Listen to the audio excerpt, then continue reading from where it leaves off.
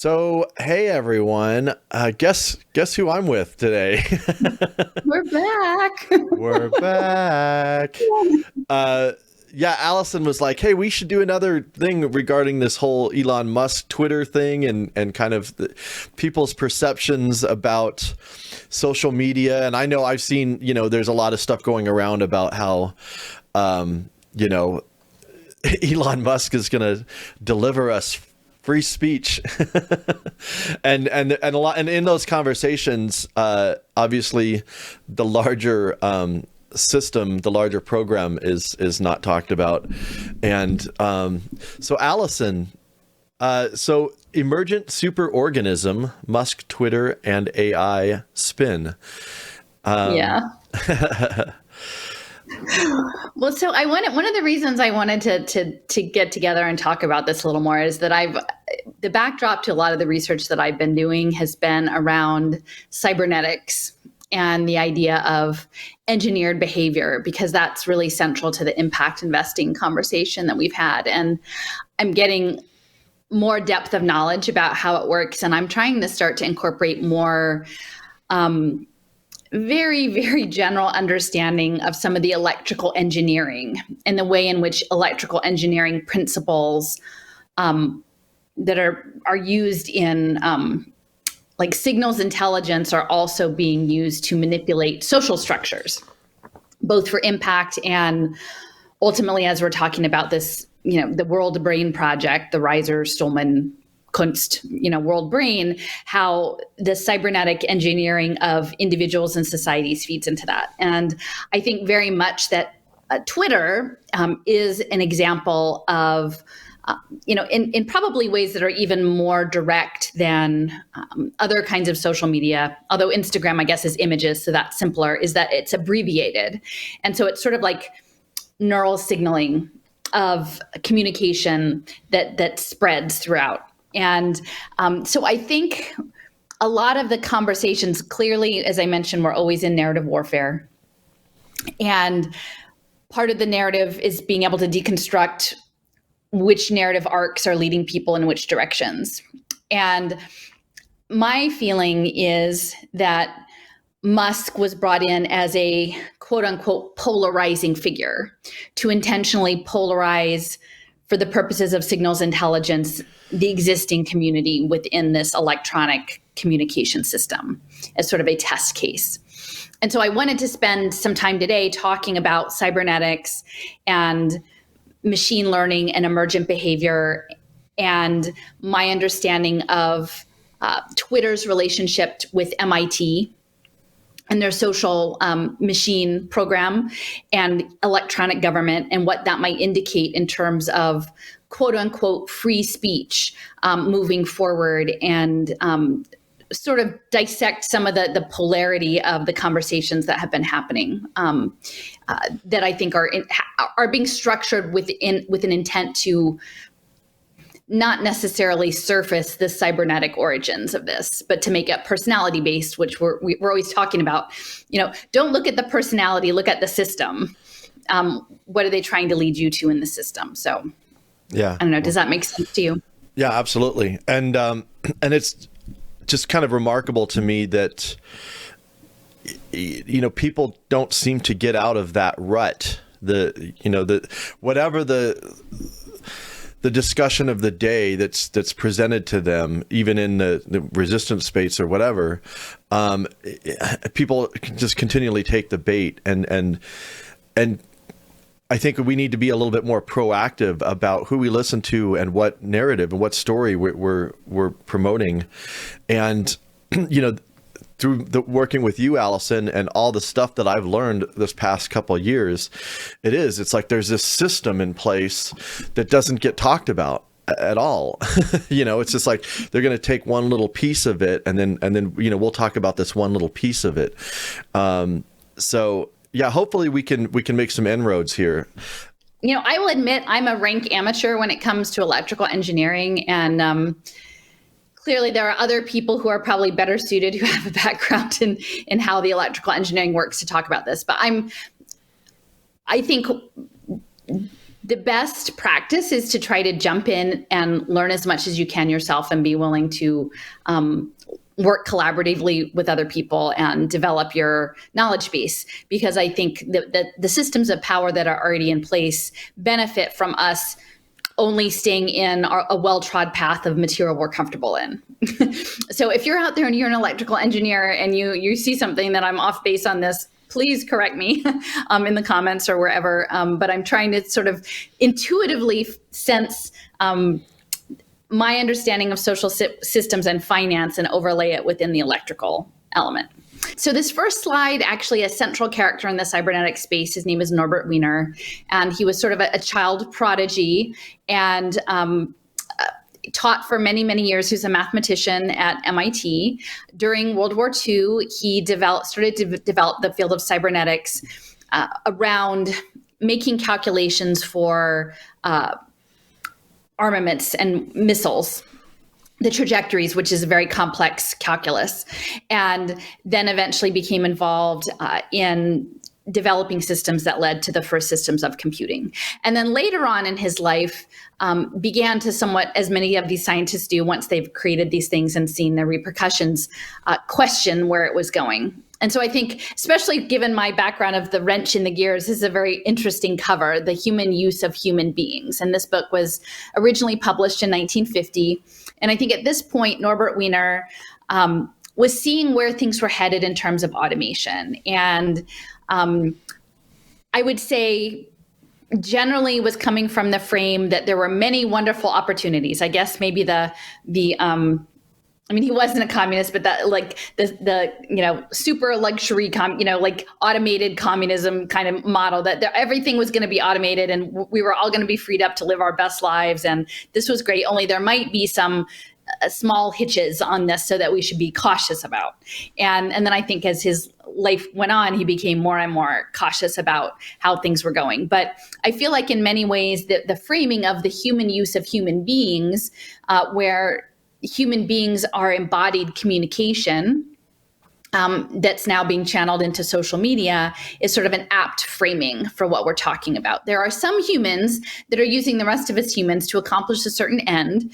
And perhaps if we all were equally informed of what the program was, so that our base of knowledge wasn't disproportionate and we all had an equal voice, we could come to some good resolution. But I think for the most part, people understand that the tech sector and then the finance sector that underlays it has a lot of insidious power, and most of us don't quite understand how it all works. So it's very hard to feel in control of the systems. And I know you have some thoughts about that, Jason. I don't know if you want to say anything about that. Well, as you were talking, I was thinking about the new, I'd just been watching some of those more human energy videos on like the noosphere. So I was kind of like thinking about two different things here, but it relates, like the use of human use of human beings. And so the idea that, we are just material to be used, and as opposed to life having some inherent value in and of itself without having to serve some other agenda or whatever, the people that are behind this, they don't see it. They don't see a tree. They see wood. They don't see a human being. They see labor towards some end. And, it's just a different way of looking at the world. And most of us don't think that way. So it's kind of hard for us to wrap our minds around the fact that, a lot of these people that are selling us something have a different orientation than we do, Right. And I would suspect that most people who spend their livelihood in the tech sector are surrounded by other people whose minds work the way they work. And they might presume that we all understand and that we're all in agreement with where things are headed. Or maybe they actually haven't met people who might object to where things are headed. And so they don't really know that there's not necessarily a consensus on digital society and algorithmically guided society, especially when a lot of the algorithms are driven by incorrect data, or where the programming of the system, we didn't participate in the programming of it. So Anyway, that's sort of the overall framing I want to talk about. And eventually it may not even be the human use of human beings. It may be some sort of cybernetic entity that we become enslaved to the system that we created. And it is a mechanical system. And I think that towards the end of his life, that's where Norbert Weiner arrived at, was that when the point comes that that the machines do all of the labor, that we are then reduced to the slaves. And well, it's also interesting that, as you listen to more of these talks of people that are promoting this, it's like they feel like they're going to control this thing. They feel like they're going to be in control of it. And as far as I can see, it's going to swallow them up as well. It's crazy to me. Okay. And so part of the thing, I've been spending a lot of time, and I'll have some screenshots of this giant map that I've been making, but I've been looking at the Macy conferences, which were these early conferences in the post-World War II era that were brought together many people. It was a merger of the biological sciences and the social sciences to talk about engineered life, pretty much, and engineered social systems. And it's not until you actually stop and look at all of the careers that these people have around, the ones that I'm familiar with, sociology or anthropology, but then things like biophysics and biosemiotics and ways in which life can be engineered as a computational system. And, we spent a lot of time in the last video talking about the intersection of animation and computer-assisted design, both within an animated pixel-based format where you're animating a movie or some sort of, digital reality, or using computer-assisted design to design synthetic life in a molecular engineering format. And so just to get in the headspace that it's both the tiny scale and the macro scale, that they're looking at engineering things as small as a cell to as large as a cosmos. And they're trying to get this full spectrum dominance, which we've talked about often. But that our neurons, and the way in which our brain thinks, is communication, both within our mind and consciousness. And then how we communicate our thoughts out into the world is increasingly through signals intelligence that's digital, that is electronic, that can be measured and weighed and sorted and reinforced or diffused depending on what the end state is, that one is the ultimate goal. And we feel like it's unbiased, but I think increasingly people realize that most of these systems have bias built into them, and that they're not completely transparent, that the way in which algorithms are used and information is uplifted or suppressed is very intentional and comprehensive. It's built into the whole program. So anyway, this image is simply looking at Turing, who was one of the first people to posit artificial life, the continuum from mathematical logic and computing and information theory all the way around to neural networks and neuroscience. And that was something that, Joseph was very aware of, was this idea of like the neural nets, artificial neurons, and then modeling that, and then learning from that, and then using that to apply back to living systems, both living beings and social systems. So this is part of my big map that I've been working on, and I'll share the slides, and I have source links so you can sort of zoom into different parts of the map. This part has Elon Musk is sort of the center there. And, I've pulled out, I know he has many, many companies, but, some of the most prominent ones, Hyperloop and Neuralink and Starlink satellites and Tesla and Twitter is in there. Raul brought to my attention yesterday the OpenAI Collaborative, which is sort of a platform, an open standards platform, because as we mentioned with those NVIDIA interviews, that the metaverse is going to be open standards. They're going to create standards, and then it's sort of plug and play. And as long as everyone is fits into the system, you can build it exponentially, right? And so they're looking to create artificial intelligence systems that are collaborative to help build out this artificial reality. And, as I've mentioned before, there are a number of other platforms that are linked into social impact finance and the impact data collection. But it's interesting to realize that both in Stripe and in the OpenAI, that Peter Thiel is a backer of both of those, and the idea of paying for content creation. So that's part of the reinforcement mechanism, right? Is that you create social media platforms and then you reward certain behaviors. And we know that those rewards currently exist in terms of view counts and sort of dopamine hits and affirmation and comments. But eventually there's a plan for all of this to be monetized, but monetized in a way that's I describe as behavioral script, pretty much. So I would say while Elon Musk is out front and he does have these connections, there's part of me that wonders to what extent he as an individual is actually responsible for these companies versus that he is a character playing the person who's responsible for these companies. And I think that there's a difference in that, that we need to understand it as a performance, really, as opposed to a firm and fixed reality.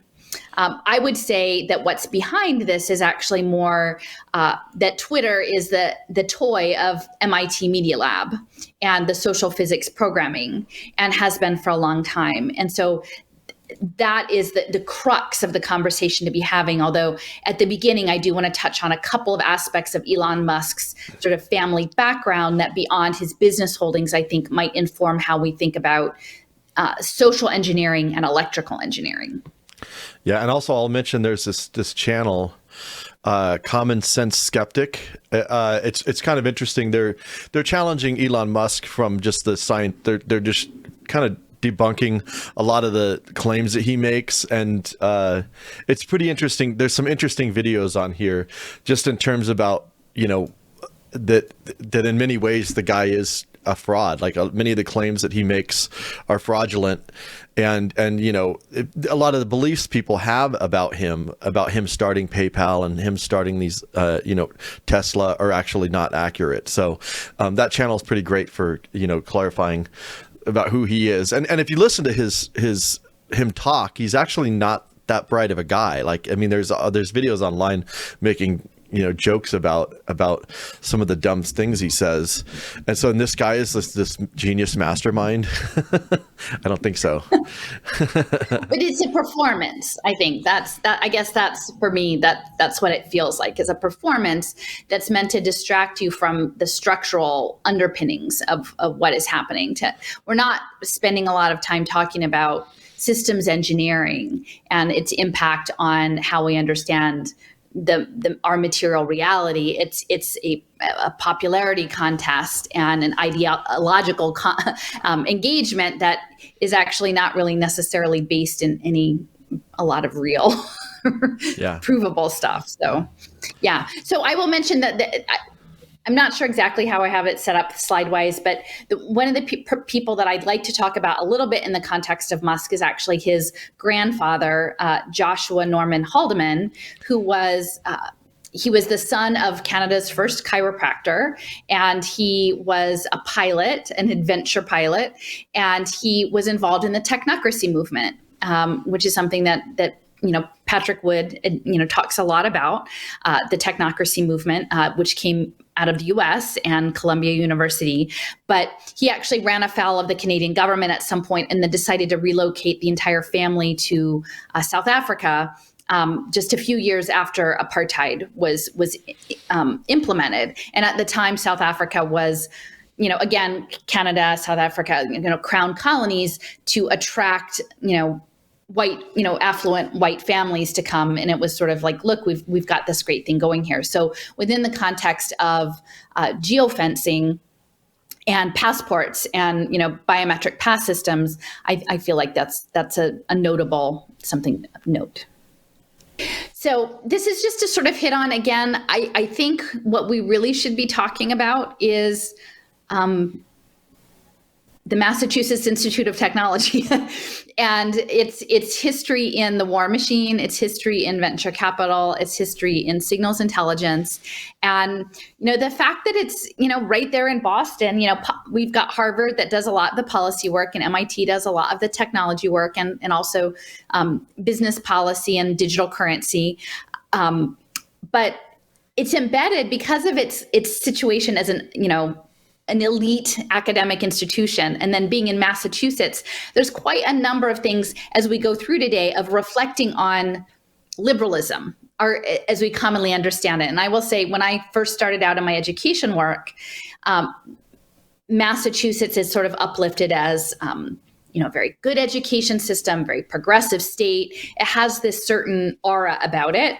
And the more I experienced both connections with people who were in the education activism space in Massachusetts, the murkier things got. And then the more I started to dig into social impact finance and into the military, I was like, wow, it's kind of like California. I'm like, Massachusetts, you aren't exactly what I thought, but then maybe you were. Like, maybe if we understand it as, the pilgrims and this manifest destiny, maybe it is what we thought, but maybe how we think about it should change. So anyway, so this is the lab of Warren McCullough. He was one of the key people in the cybernetic space. He was a neuropsychiatrist. He was very interested in embodiments of mind. And in the last couple of conversations we've talked a lot about both with What's Left, and I think that the Alice discussion we had about creating cognitive models, understanding how the mind works. Where is mind? Where is consciousness? How do these things interact? How do individual minds interact with other minds? And that has been a fixture of interest for a very long time. Most of the 20th century, right? But it really picked up steam in biocomputation in the post-war era, because now they started to have instruments that they could use to make additional hypotheses about how they thought the mind worked.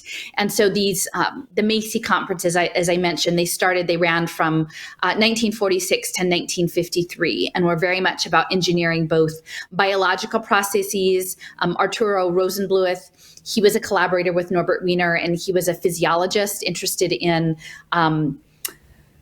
neural signals, both of the heart and the mind, and then again, like we have Warren McCullough. But they look like you wouldn't necessarily imagine that humans, human control of human beings, right? It's so civilized. It seems like look, they've got their ashtrays, they've got their books, they're sitting there, and this is how things are planned out. It's not like. It's just very matter of fact that this is what would happen. And I think this is the challenge, even though within the Macy conferences, they were integrating social sciences and life sciences. Regular people aren't in those rooms. Regular people aren't there to say, perhaps the powers of these systems that you're imagining could be used to dominate society in ways that we can't fully appreciate right now. On the surface, I was just that title, Embodiments of the Mind, the mind being a physical thing that's embodied. I just think about the title of another book that I have called Philosophy in the Flesh by Lakoff and Johnson. And that's actually a lot of the foundation of Stephen Newcomb's book is this book. But it just made me, I don't know if there's even a connection there, but like the idea, the book Philosophy in the Flesh is the idea is there's these concepts, it's really talking about metaphor, and there are these ideas that we cannot think about without putting it into like a physical like reality, like the embodiment of it. I don't know if there's a connection there or not.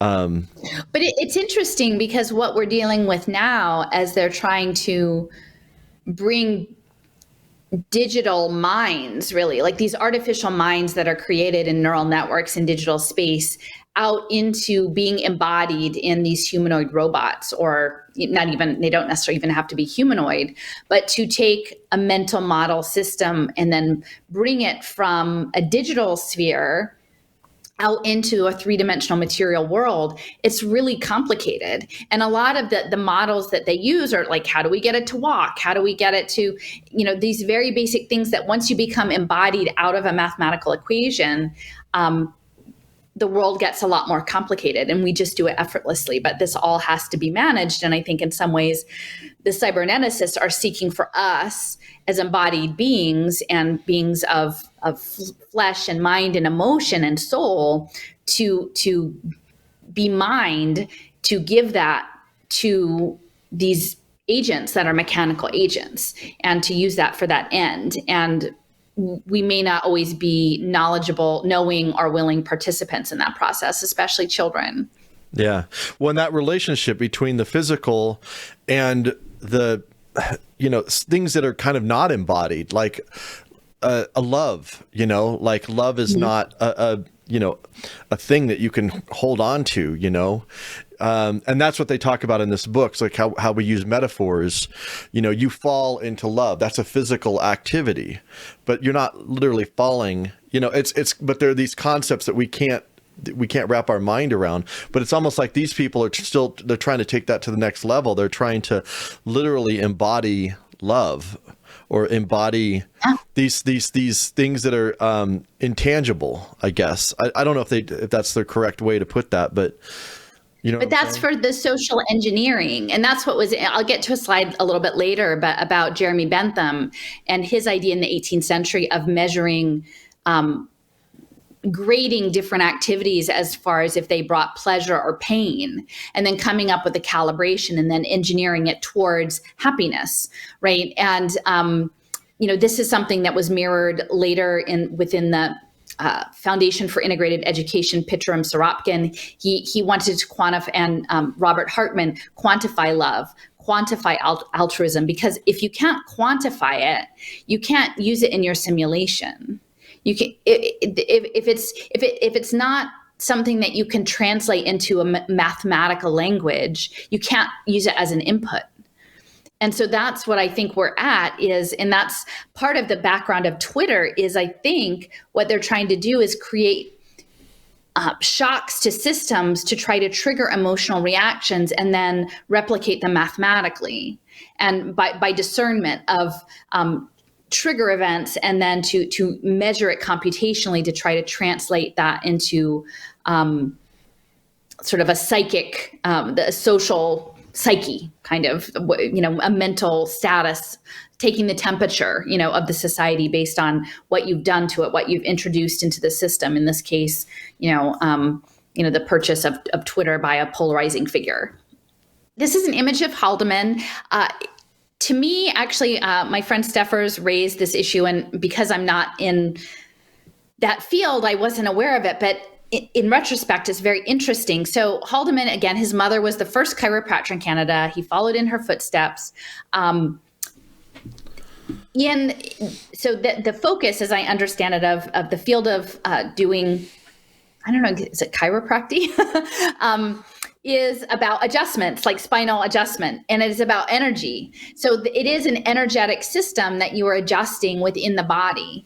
And so as we talk again about the levels from like individual molecular levels and electrons up to larger social systems, and we'll talk about sort of polarization and magnetization and spinning, that he was a chiropractor and he understood the way in which energy is represented in the body through kinesthesiology is very interesting to me.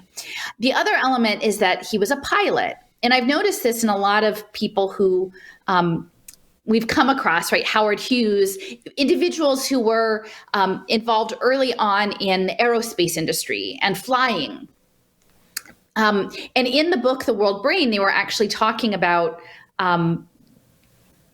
I can't remember, it was the guy who wrote The Little Prince, that he was a pilot and that his view of the world was changed by going up high in the air and seeing immediate environments that looked more like organic systems.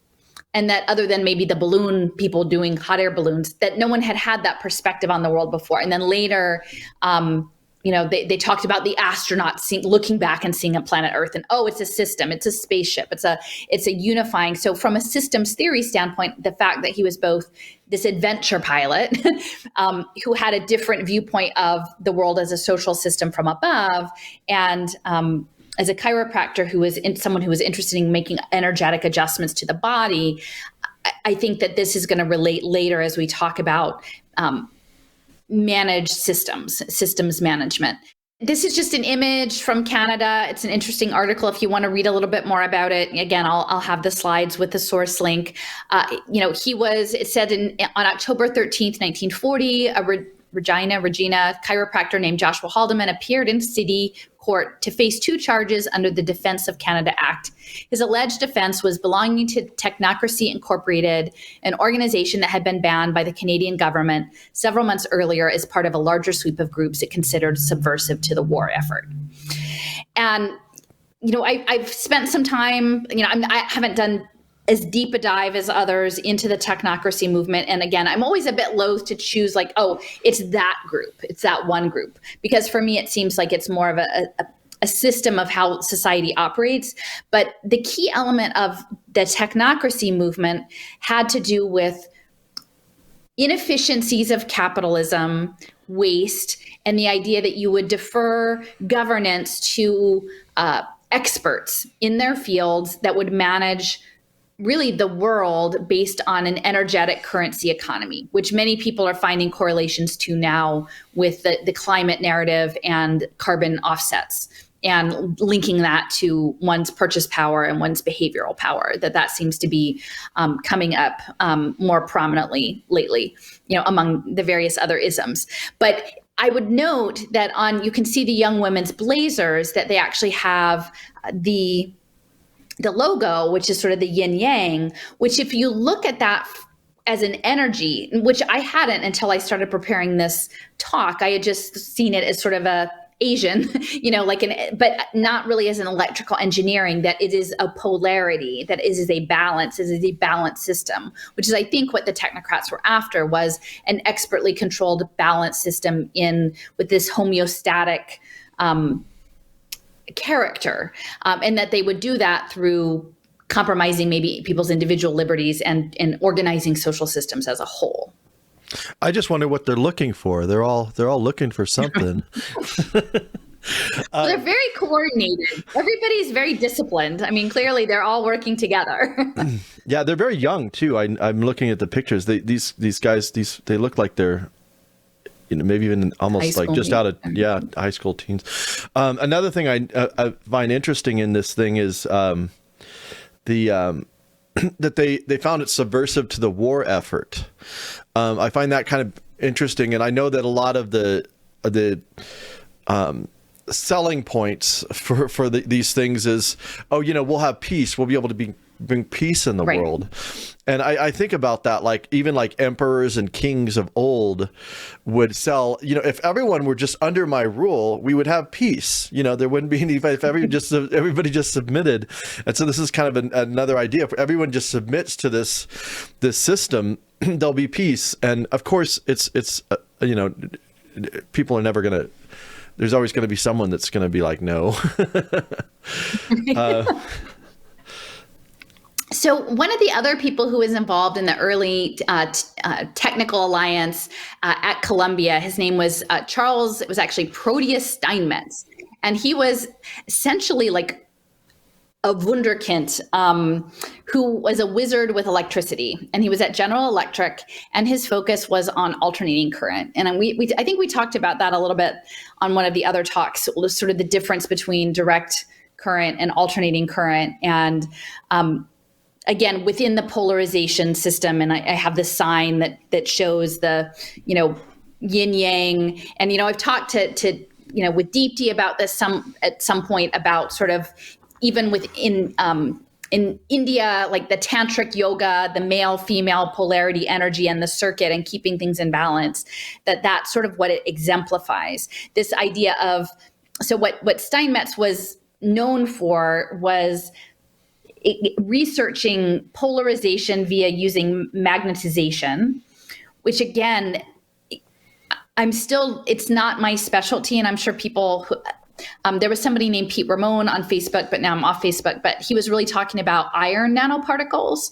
And so within the geoengineering or some of the terraforming or the food additives, if we're looking to use frequency to sort of catalyze biological changes or mental changes in living systems, having, iron and electromagnetism, it seems like that may be related. That the system was always about going back to equilibrium, but that you would have these transient shocks and then watching the signal return back to an equilibrium process. And so for me, all of these apply to engineering techniques, but I believe that those people who are in power, the people who are at the Macy conferences, were understanding those electrical systems and then directly and indirectly using that knowledge to begin to steer the world in towards this sort of unified technocratic program and to condition us for it. And so and you said all of this applies to what? You broke up for 1 second there. All of it applies to? Just the social engineering towards a global unification of, the world brain system. Well, and also, go ahead. Sorry. No. The polarization thing too, and the idea of using that, like you said, within a social media space of inciting people and using that as a power base, starting to see these social media spaces in this context as well is interesting. Yeah, I mean, it's a circuit. It's a network of circuits, and it's at a macro and micro. And so we are representing ourselves through our online engagements, and I use Twitter a lot. So I'm going to have to sort of reflect on what this means, for me, because I think a lot of it is about developing out the digital twinning and then seeing your impact on others. And I can even see within my Twitter engagement, it's dropped off precipitously. Like my count keeps going up theoretically, and who knows if those are even actually real individual people that represent, but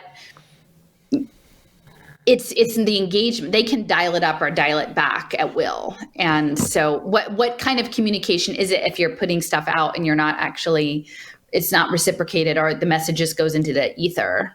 Then it knows how you're projecting, but there's no it's collecting information on you, but you're not getting anything out of it. You're not, we're there ostensibly to communicate with others and to share ideas and to have discussions and to even just in our personal things share, hey, this is what I'm doing this week or whatever. But I don't think people realize the degree to which this whole space, whether it's YouTube, Facebook, Twitter, or whatever, the degree to which it's being manipulated, like on a whole other level. So I've talked to you about this, Alice, and I don't think I've ever mentioned this on a video yet, but so I manage your channel, your YouTube channel, and I also have my own channel, and I will make a comment on one of your videos, and when I'm logged into my account, I can see it. When I log into your account, it's not there. And I've checked this several times. And the implications of this are massive. Like, I don't even fully understand the implications of it, but I know it's massive. Because the idea to build little walls and then build little tunnels, like we can connect these people and we're gonna divide these people. So basically you and I, on as far as YouTube, the only reason I can see this is because I have access to your account. But you and I are basically, YouTube has said, no, you guys are not allowed to communicate, or it's a one-way communication. Like I can look at your videos, and I can leave it. And then I'm like, what's the point of leaving a comment? Like I know it's just like not even going to, it's who's going to be seen by, and then they can pick and choose who sees it.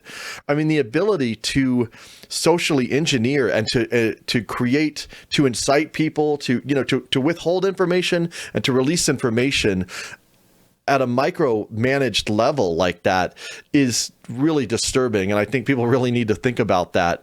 When I left Facebook, it was kind of I was torn, because I want to keep in touch and I want to communicate with people, but I just saw it's way more insidious. This is way worse than just straight up censorship.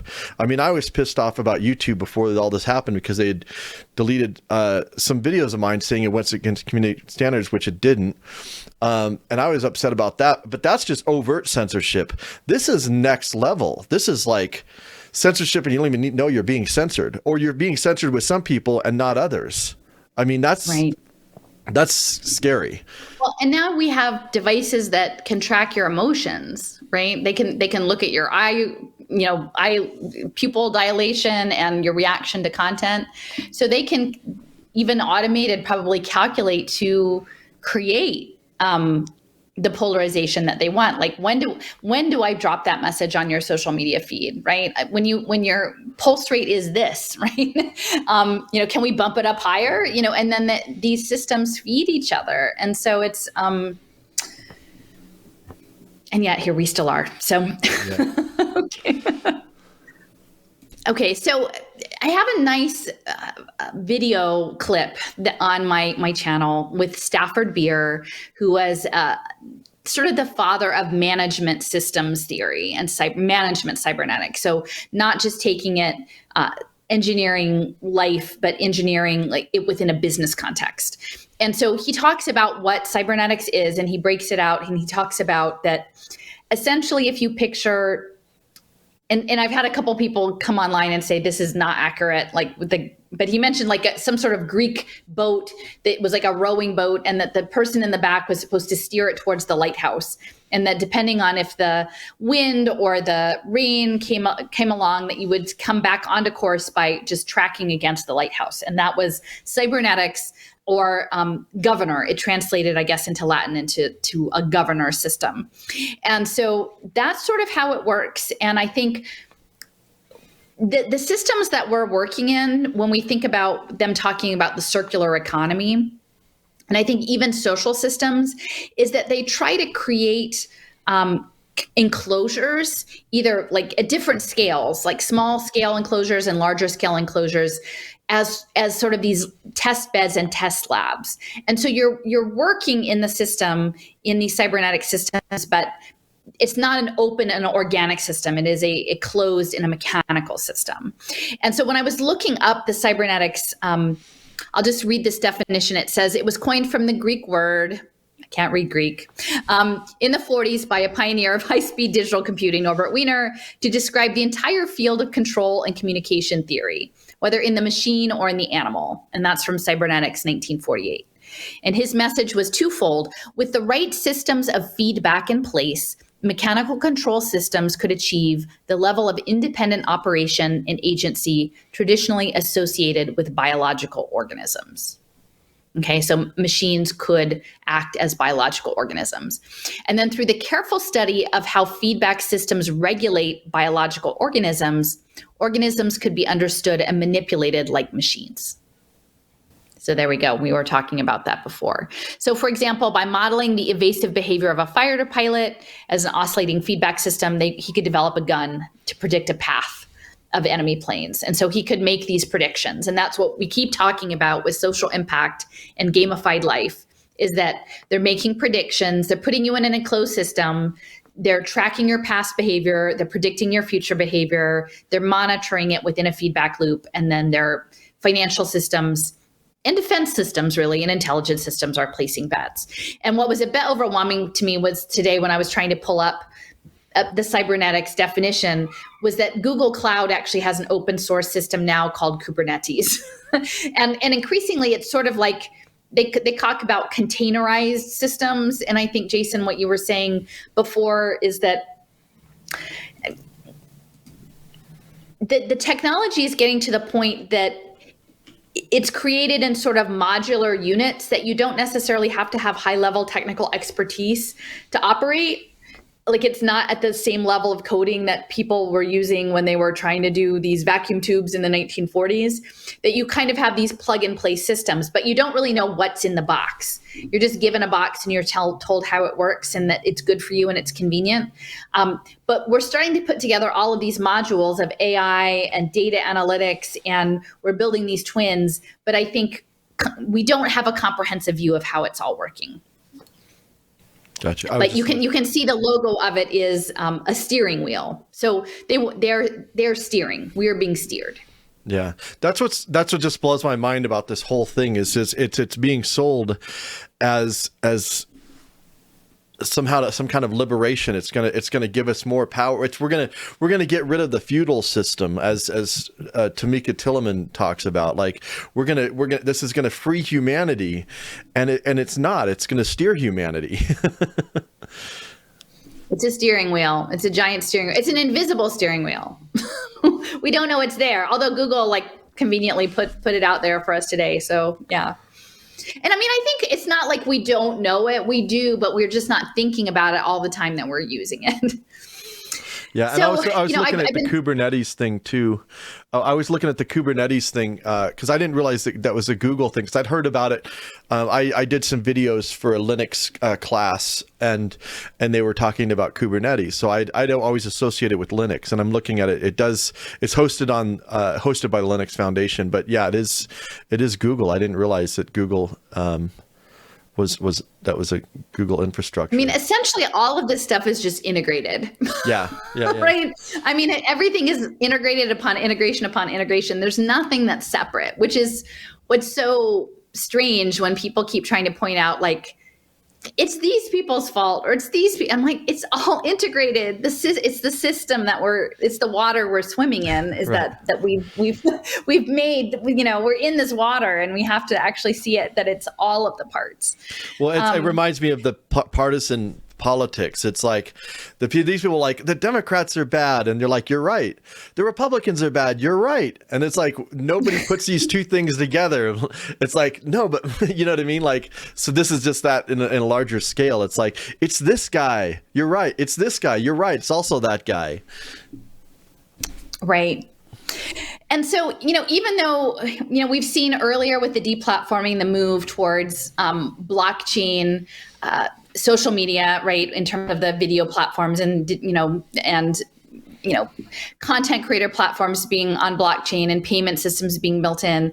But I think it is the networking and the connection of all of a person's data into one node, where you can create the interoperability of how past actions reflect future actions, how past actions impacted one another, sort of the complexity theory. It all starts to come together when you have this digital identity, which is the digital twin. And I didn't actually pull out an image of this, but when Musk was talking about like authenticating accounts, we know that that's where things are headed, right? Like it's going to be when you go onto the internet, you're supposed to authenticate yourself, and there will be some crisis that forces that issue, right? They will create a crisis that will now, and it will be part of the buildup. When I was looking at the Global Education Futures Forum, and this was in 2015, I think, they, within their map, their timeline of education to 2035, at some point on there, it was a unique identifier to access the internet. Right. So this is, and I'm sure that was cooked up well before 2015, but it was on the map. And so, and this speaks to Bitcoin, but I think really any of the decentralized ledger systems. And when we were talking the other day about the MTA conference and Scott Stornetta talking about, his involvement in another early decentralized encrypted ledger system, that they're talking about these things as if they were organisms, right? And that's what Norbert Weiner was saying, right? If you can create the right feedback loops and the right systems and the reinforcement protocols, you can make a digital system, a mechanical system, appear as though it were a living system.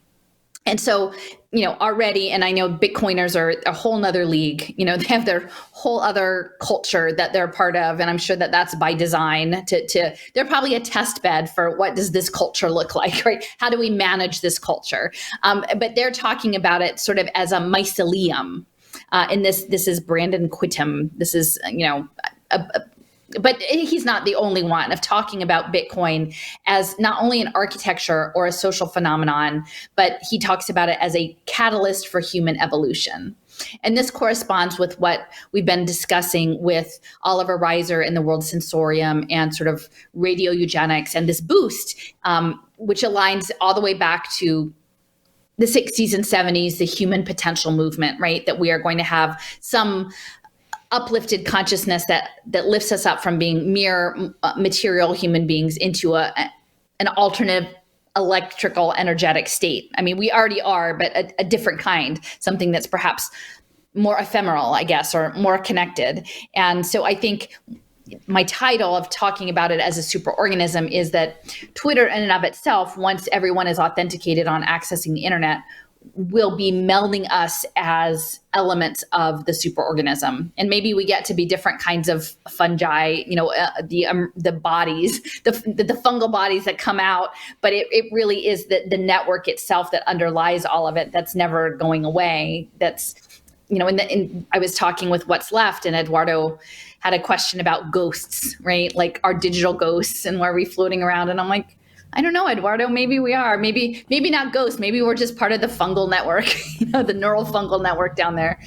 And so this is the other piece. So, it turns out, so MIT Media Lab, and I think I have a slide coming up on this, but that they actually used a small town in Spain, and it's Jun. I don't know if you pronounce the Jun, it's Spanish. It's in Granada, and they had all of the citizens of this small town, which is like a suburb of Granada, to authenticate themselves, and that they were supposed to interact with their government through Twitter specifically.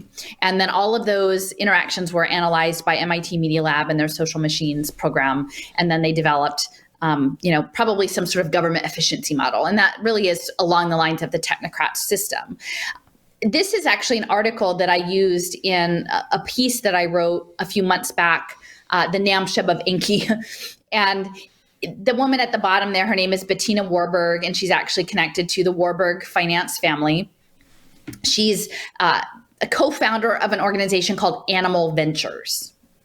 Now, it's a company that's teaching people about the Web 3.0 space and blockchain and building all of this up. But it's a very compelling name, I think, when you think about it as behaviorism. And so what she talks about is your government on blockchain being like a vending machine. And I might just read this out in case there are people who are listening to this while they're busy and not able to read the slide because the text is a little small. But it says, and this was written for the British Council, right? And I keep talking about empire, manifest destiny, crown, control. So it being written for the British Council is significant. But what is a blockchain, you may ask? A helpful is the experience of using a vending machine. The terms of the transaction are straightforward. You drop in payment, make a selection, and in return, you receive your soda of choice. Vending machines encode a little contract. If I pay you, I will release a product.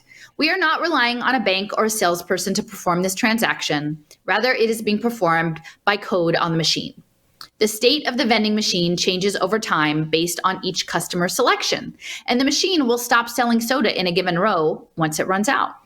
We can think of a blockchain as a similar structure, a state machine that manages the inputs and outputs of transactions, and anyone who uses it is dealing with the same reality, the same vending machine. Expand this simple analogy to an image that isn't run or owned by a company.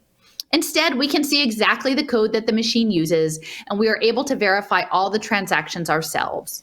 Rather than only delivering sodas for money, this expanded machine can execute any transaction written in code, helping to automate business logic. So this is really where we're going with when you look at Estonia, when you look at digital citizens, when you look as, your government on a smartphone, that's Ukraine, as a vending machine, that it is somehow a neutral, transparent process. And that happens through your authentication as a digital citizen, right? So, when we talk about this program where people are tweeting their government, And that will probably be linked to social impact. There's an agreement that Twitter has made with the UN around impact data and the Sustainable Development Goals. Imagine that your tweets to your government become part of your digital twin profile and indicate your user status within the government and your ability to access services, or your predictive profiling about your future use of services, or if you've been a good citizen and accruing additional credits to your account in your interaction with the government. And part of my frustration lately has been within this weaponized narrative space. It's a global project, guys. All of them are in on it. All the countries, all the governments, all the money, and there's a very diffuse network of middle management people who, whether they want to acknowledge it or not, are running this program, and nobody's outside of it. And so when I have people who want to frame this as a Chinese social credit score, that flies in the face of the fact that this is Bettina Warburg, who's writing for the British Council, who's telling you that your transparent government is going to be on blockchain. And that many of the people who are asserting, a future of digital inclusion and freedom are people who are libertarian, right? And so we have to get clear about the story that this isn't a China gulag program, because I've had people assert this who are literally living in the belly of the beast of this machine. I mean, we all are, but some nodes are more strong than others, and still wanting to live in the story that somehow it is out there away from them. And I'm here to say that it's not, and that we actually have to be able to dissect the narratives and be able to say, do you want to live in a world where you interact as a harmonized digital citizen with a vending machine government or not? Because to me, that seems post-human. You mentioned that it's everyone, and I've had people, jump on my case like, well, everyone can't be behind everything, behind the conspiracy or whatever, like the way they frame it. But the truth is, like, the overwhelming majority of people that are making this happen don't see themselves as part of like this larger thing. There's a very small handful of people who actually, I think, have this broader bird's eye view understanding of things. So yes, you can have like the majority of people being involved in a conspiracy that they're completely unaware of. Right, because you're not supposed to look across. You're not supposed to look outside your lane. Just stay in your lane and do your job and have your token. Here's some tokens.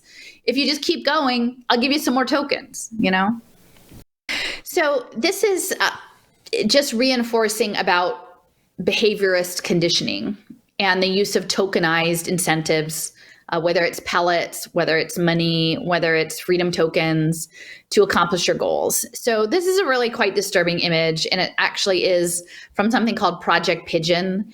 And this was a project that was initially created as part of the lead up to World War II through the National War Defense Council, I think it was. Vannevar Bush was in charge of it. And B.F. Skinner, he was the project lead on this. It was called Project Pigeon. And what they were training these pigeons to do was, with the motion of their neck and head, was to actually steer missiles. And so the pigeons were the first guided missile systems. And so you can see the way in which the biological processes are, these pigeons are contained, and really they just want the mind. They want the mind and a very limited movement of the pigeon to accomplish their end, which was a war end. And that they were training pigeons with pellets and getting them to peck the things they wanted to peck. And I feel like that is very much where we're going with digital media, run by algorithms and run by impact investors and run under the guise of social impact, social engineering. So Animal Ventures is Bettina Warburg's company. And as we build the Web 3.0, we're walking into a digital space that we don't control, and that we are being controlled sometimes in ways that are obvious and sometimes in ways that are very subtle. And, another thing on this pigeon here, going back to like, you and I would like never, ever in a million years do something like that.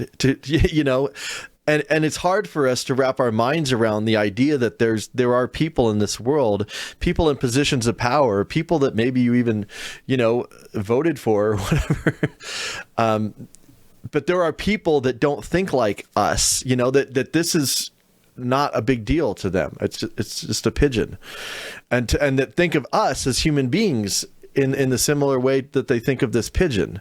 It's hard for us to wrap our minds around that. And I think that's one of the obstacles that's in the way of people actually, facing reality and then maybe doing something about this and maybe changing the course of our history. I don't know. What do you think? No, well, and part of it is which lives have value, right? Because they probably like, well, we're waging war. I mean, what is a couple pigeons? What is a couple million mice? What are these? And yeah, it will be humans using human beings. And so we know that they've tested a lot of these systems that are coming online out on unwilling participants.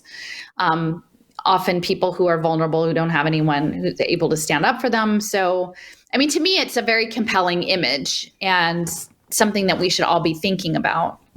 Yeah. I mean, you said, or we're waging war, or we're building a renaissance. We're going to build this beautiful, amazing thing. I mean, in their mind, that's what they think, that we're evolving humanity. So what's your free will? Right. I mean, I do remember, I'm trying to remember the name of the short story. Is it Omelas? Was it Ursula Le Guin? It was a short story about like this society that was just quite wonderful. But once a year, there was like this child kept in like a dank basement that was like the sacrifice. Right. And I don't know if they had to think about that child on that one day, but like that the misery of that one child was what allowed the rest of the civilization to, be glorious. And that, you were supposed to just, forget about them most of the year. And then once a year you would think about it. But again, I don't know how relevant that is for what's coming, because I feel like the scope of the reach of what's coming is at a much vaster scale. But definitely in the past, for the U.S., it's succeeded on the dispossession of people in other countries, the dispossession of the poor. If it's not immediately in your face and affecting people you love and care about, you just don't think about that story. That's just not part of your story. You're not really meant to think about that. And because it's overwhelming to think about how to fix it. I'm not here to say I have any easy answer of how to fix the misery of the world, but I think when all of this comes home to the United States, like that we are an empire, and that the reality of that, to be able to actually look at that with clear eyes and know it, and then figure out what comes next, is really a central part for me of the program, and perhaps why I get so frustrated when we continue to redirect away from us. And I'm not saying that other countries aren't also doing this, but you and I are in the United States, and we actually, those of us who live here, need to interrogate the histories going all the way back. Okay, so I'm just going to read this. This is from the World Sensorium. I've been tweeting a lot about this book, and thanks to Steffers for the copy. I think that it will speak a little bit to the electrical engineering elements that I was talking about. And I was just reading this on the bus the other night, and I'm thinking, oh my gosh, this is physics. Now, the book isn't a physics book. It's a book that's laying out the plan to create a one world global brain and a unified, harmonized society that then sort of uplifts us into this next stage of evolution. But the choice of language, I think, is very intentional. Again, the Oliver Reiser, the World Sensorium. The lead into this, at just the end of the previous paragraph, says that a program based on health is so quote unquote practical that any special interest group would attack it at their peril. So that's just the lead in, right? So the idea that we have a global system of perpetual pandemic preparedness is exactly in alignment with what they were talking about in this book in 1946. Okay, so then the next paragraph about the physics. We previously mentioned the need for producing a balanced, dynamic, spiraling movement. So spiral, that's the spin, towards some magnetized objective. It is in such concepts as planetary good health that scientific humanism finds these objectives. Such a broad planetary polarity might well serve as the catalyzer which could project into the fluid solution of world culture the magnetic pattern of a global society cohering the parts and dispersing the current patterns of anti-humanistic vectors. So I'm just going to hit on, you have spiraling, you have magnetism, polarity, fluid solutions, magnetic patterns, coherence, and vectors, all in one paragraph. Well, on the other side, you'll see there, it says further economic planning. There's a second arrow, total employment, planned production, planned distribution. And so those are all things that you might start to hear about around, a jobs guarantee, things, cooperatives, cybernetic economies. That those are things I think that are increasingly going to be coming up relating to supply chains and the climate narrative. I'm curious what they mean by anti-humanistic. What's their definition of anti-humanistic? I'm curious. Well, I mean, I think this was written in 1946, right? And actually it was literally probably less than the year after we dropped the bombs on Hiroshima and Nagasaki. And so this is an American professor, the chair of philosophy at the University of Pittsburgh, who earlier in the book sort of says, American democracy is going to be the catalyst for this new matrix of, cybernetic world brain life. Now we've just we've just destroyed a country in that way. And yet we're judging other people about their, laying out anti-humanistic vectors. I think it's kind of mind-boggling actually to think about it. But the idea that you need to create electrical transitions almost to change the way people's minds work, to erase, if you imagine magnetic storage. Jason, you probably know better than I on the electronic, but the storage in computing systems is magnetized, right? You just wipe it with a magnet, right? Wipe it, get the individualized characteristics of different cultural groups around the world, and we're going to just wipe all of that out as sort of anomalous factors and create sort of one harmonized frequency. And yesterday I did a program with my friend Zakia about eugenics, and I said, her audience is more, Black nationalist, radical nationalist audience. And I said, once they create this harmonized culture, I'm pretty sure that the global South is not going to be the prevailing culture, right? It's going to be harmonized, and it has clear eugenic overtones to it. And so who's the chooser, choosing what this planetary society is going to be? I think the power dynamic and the potential for erasure of vast numbers of classes of people, while at the same time having the social media sphere uplift every aspect of identity and representation, but with the goal of knowing that you're going to erase it anyway, is interesting to me. And so, and again, I included a small source link about social network economics. That's Sandy Pentland. And I've been studying Sandy Pentland, looking at his work for quite some time, because he was actually one of the earliest developers of Internet of Things and the idea of wearable technology and tracking social systems through phones and various kinds of tagging systems. Very interested in emergent social networking and making those visible to the machine. So I think it's useful. Part of what I'm wanting to do today is to introduce some concepts that people can then spend some time getting more familiar with against the backdrop of this Twitter, spectacle. So the MIT Center for Constructive Communication, they were the ones who were part of the Spanish town Twitter program. Deb Roy, he was one of the key figures in that, and he directed the Laboratory for Social Machines. And actually went to the Laboratory of Social Machines in 2018. I was in the Boston area for an education conference, and I got to go. And this is sort of my introduction to the idea that anyone would even think of humans as social machines. But if you're in that space, you don't even think twice about it. And in this video clip of him talking about using data for social impact, literally he has all of these sensors in his home, and his toddler, they were talking about because they have a camera, the nanny talking about the child wanting a glass of water and how the child communicated and having it all on film and like documenting it all. And these people literally, they live in societies where they imagine that level of surveillance, that auto surveillance is a good thing and a wonderful thing because it can help you sort of computationally understand life and your relational systems. So, he was also the chief media scientist for Twitter. So when I say that Musk is there to give you a good show, while in the background, the MIT Media Lab and the Social Machines Lab are engineering the whole system, this is what I'm trying to say.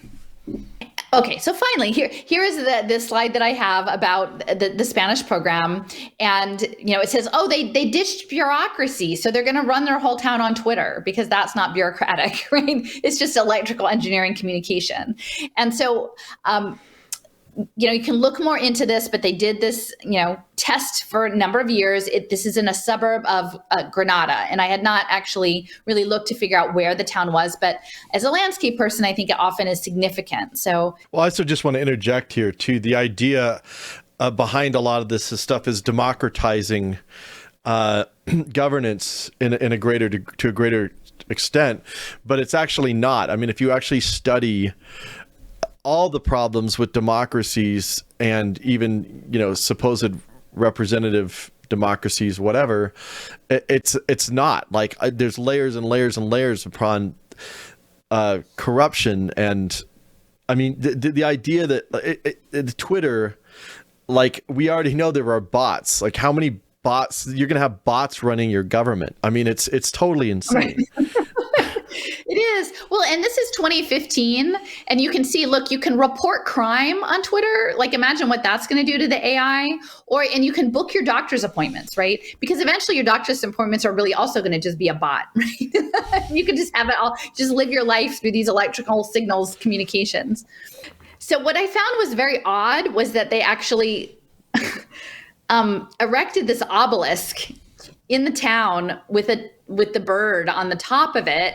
And, they put their handprints in the cement at the bottom. Now, this obelisk is in a traffic circle. So it's kind of a cheesy looking, it's an odd thing. But what I thought was interesting is, like, when I was looking into just sort of, well, what is it about Granada that might be of interest, that it was actually the stronghold of the Moors. So, it was the last sort of stronghold of the Moors' control of the Iberian Peninsula, and that was Granada. So that's, to me, it feels significant in that if you talk about cultural homogeneity and erasure and the crown and domination, that an area that was held by the Moors for so long that now you're taking over the government and you're running it through Twitter. Additionally, I was looking up just the meaning of obelisk, and I'm sure there are folks who are much more deeply connected to esoterics than I am, but just talking about the worship of the solar gods and then this fusion of earthly and divine power. Because I think a lot of the communication has to do with actually photonics and optics, that we are communicating through these neural network systems, but we're channeling our communication into a place that makes it machine legible. And so the idea of light being contained within these digital mechanized and engineered communication systems is interesting. And then this fusion, right, of divine and man, that this evolution 2.0, the human plus advance maybe they're just feeling very full of themselves, that somehow by all of us tweeting all the time, we're gonna create these digital twins and catalyze the singularity. Okay, so I'm just going back a little bit to the Macy conferences and talking about communication. And this is something I often hit on, but this idea of the transmitter and the receiver, and that there's a way of interpreting it, and how the communication happens. So this is from a Macy conference write-up, and their conferences were looking at communication in terms of looking at interrelationships in dynamic systems and how the signals were routed in terms of content and the principles and the analytics. So even in the 1940s, before we had the internet, before we had social media, they were already very interested in how communication was rendered in an electronic format. And within the signals intelligence community, in this military, it was generally one-to-one communication through Morse code, through wired messages, encrypted messages. They weren't necessarily meant until, well, at least in World War I, till the later 20s, that you had radio broadcast to mass media. And then it really is only more recently that you have interactive media, right, where the media broadcasts out at a mass scale and then the masses respond back. And so all of that data analytics are being now fed into the AI systems. And I think, again, we need to understand that social media and this larger Twitter conversation is about training the AI. And then I don't know if we want to talk about it now or not, but did you look into that Homeland Disinformation Board with the Homeland Security? Oh, you want to talk about? I haven't done a deep dive into it. Well, it's relevant to this because they're claiming. So the U.S. Department of Homeland Security just created a. Let me just bring up the thing. They just created a disinformation governance team.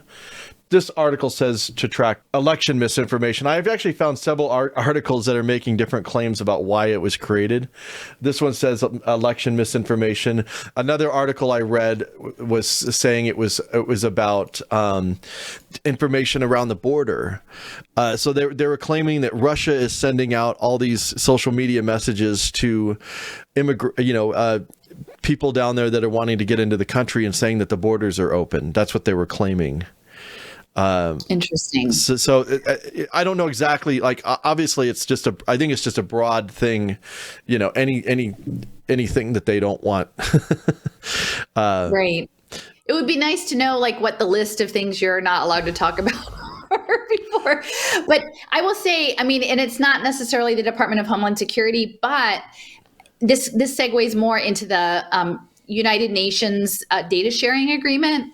Is that social media is an impact space. It is being used as a social impact market. And part of the impact is shares and counts and exchanges. And so I can easily see social media tags being used, regulated to advance certain narratives, right? And narratives around, at this point, the United Nations Sustainable Development Goals cover almost every aspect of life.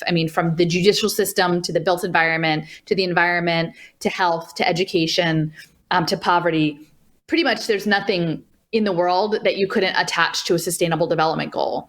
So I imagine there may be some way of tagging sort of through metadata, the analytics that would feed these impact markets. And again, within a cybernetic protocol, you create feedback loops and you amplify them to get the effect you want.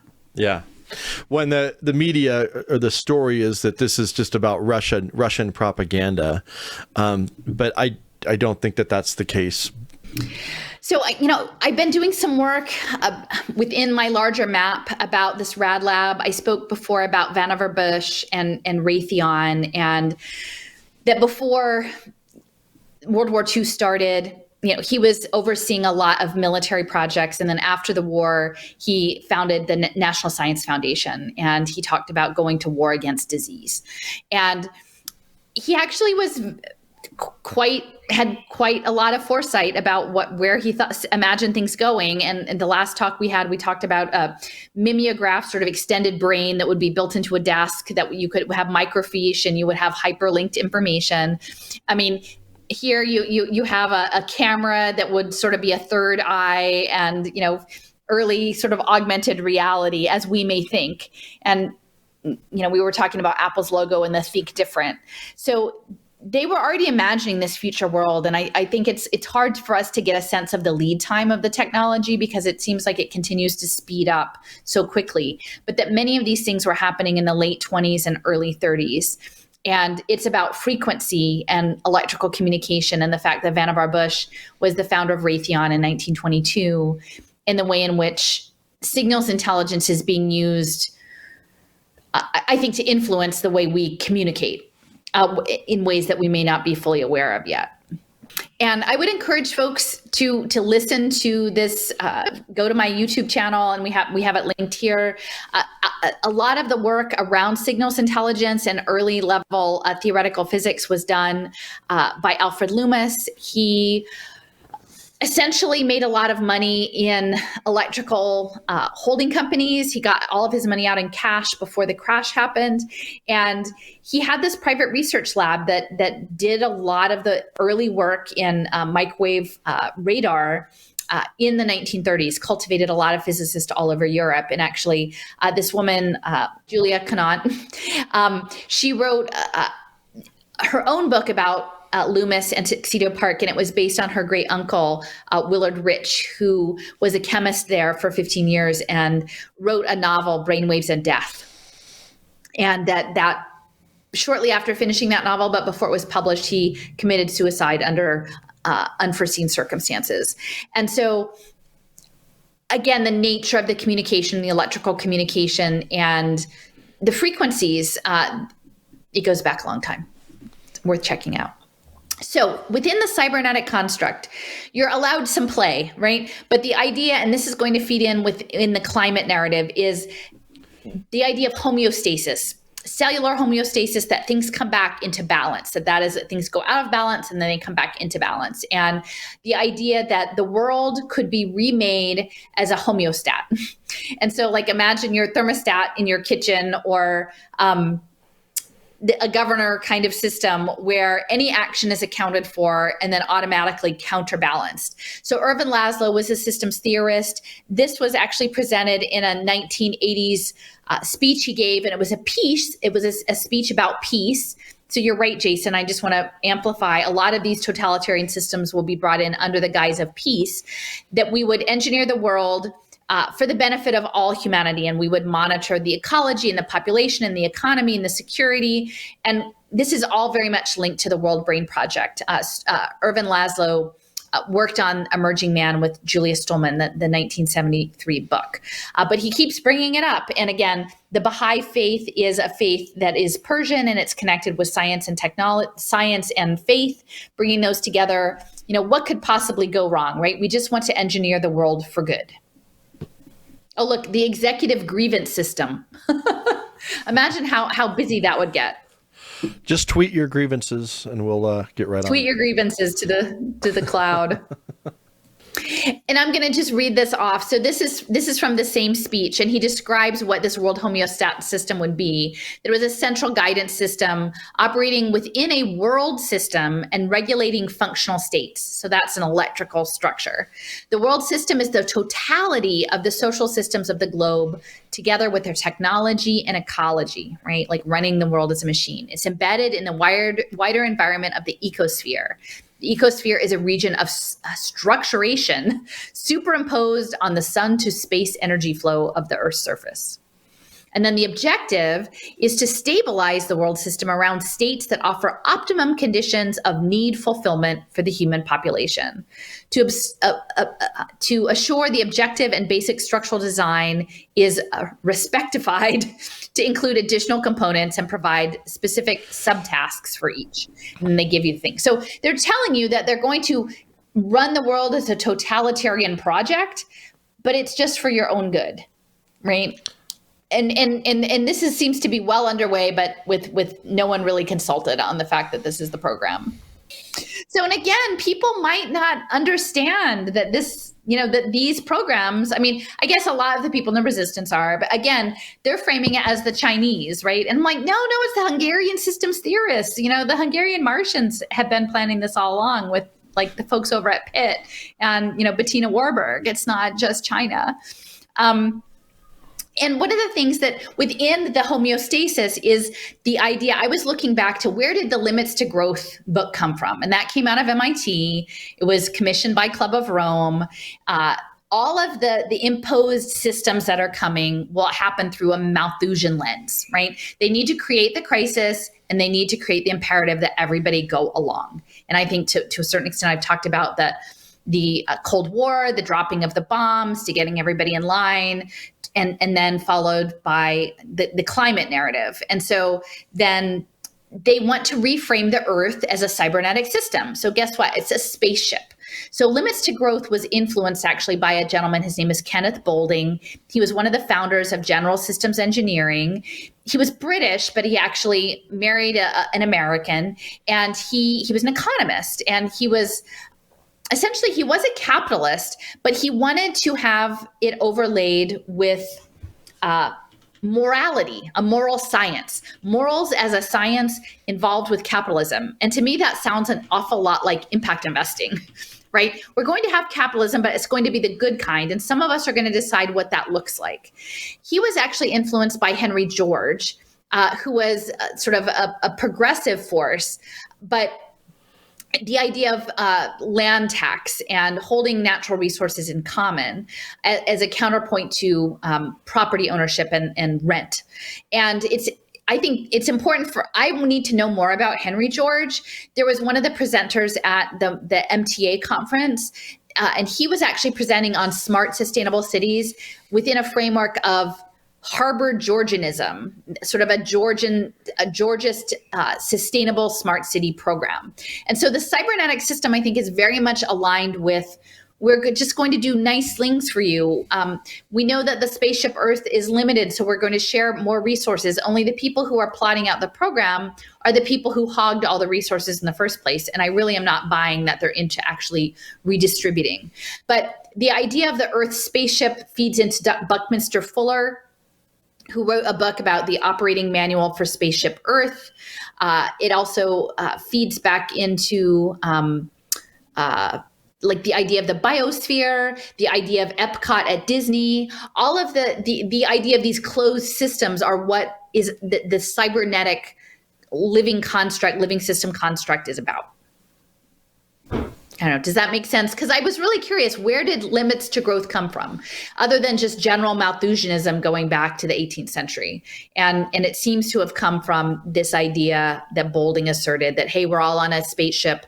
Ultimately, actually, his book came from George, that in 1879, in this book, Progress and Poverty, he posited this idea of we're all going through space on a spaceship, but the stuff is not equally shared.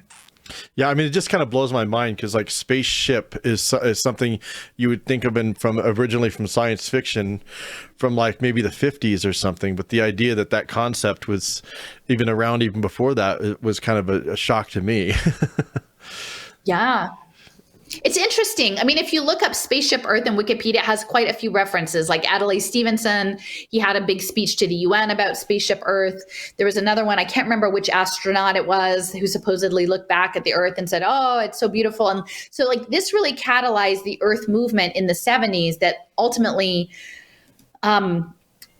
created the closed system approach and then set the stage for this, Rio summit in, I guess, was that 92, and then ultimately the 2015 Sustainable Development Goals. So, within the closed system, right, we're talking about limited resources. This is a clip that a quote that I pulled from Emergent Man, which is the Irvin Laszlo and Julia Stolman book from 1973. And this is actually the first chapter with Abraham Maslow, who talks about Maslow's hierarchy of needs. But it's actually quite telling that, I only had heard about it, this hierarchy of needs. It sounded very warm and fuzzy, but he's actually asserting a pretty controlling outlook that is very much in alignment with eugenics. And he's talking about that there would be like, who gets to choose? And it says, it's been my experience through a long line of exploratory investigations going back to the 30s that the healthiest people, or the most creative, or the strongest, or the wisest, or the saintliest can be used as biological assays, or perhaps I could say as advanced scouts or more sensitive perceivers, to tell us less sensitive ones what it is that we value.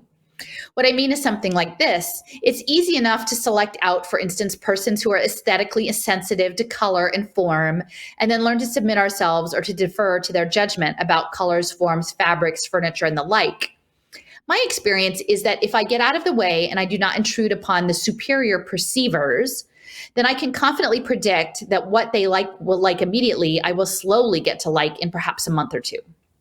It is as if they were I, only more sensitized, or as if they were I with less doubt, confusion, and uncertainty. And so I think within the Twitter's conversation space, thinking about this in terms of influencers, right? The whole rise of the cult of social influencers, like the heightened perceivers. And then who is the algorithm uplifting as the influencer in the equation, and that the rest of us should submit, that our version of reality should be suppressed and then overlaid by those who are the higher level and chosen perceivers for the rest of us. So yeah, so they want to come up with the simulation, the digital twins. I feel like what we're moving into is a digitally twinned world where they will create simulations that the world homeostat is geared up for peace and harmony, right? And so the International Electrical Engineering and Engineers Association, IEEE, they've already been talking about laying out the connectivity and harmonization of the digital citizen. And that's probably not even you as, it's you as a mental model, it's you as a digital model. And below that is the NTT, one of their white papers about the development of digital twin computing. Essentially, they're sort of making the connection that even as far as the first email was the first stage in the twinning process. And now with the internet and our interactions on the internet can be connected to the Internet of Things. And then eventually it will be human beings and things working in interoperable ways, that we will simply be extensions, that we will all be things, right? We will all be things. We will be the pigeon in the harness towards the digitally twinned world. But it will be framed as it's for our best interest, because we can't actually be trusted with democracy or peacefulness, that we need to be engineered into this. And they will create as many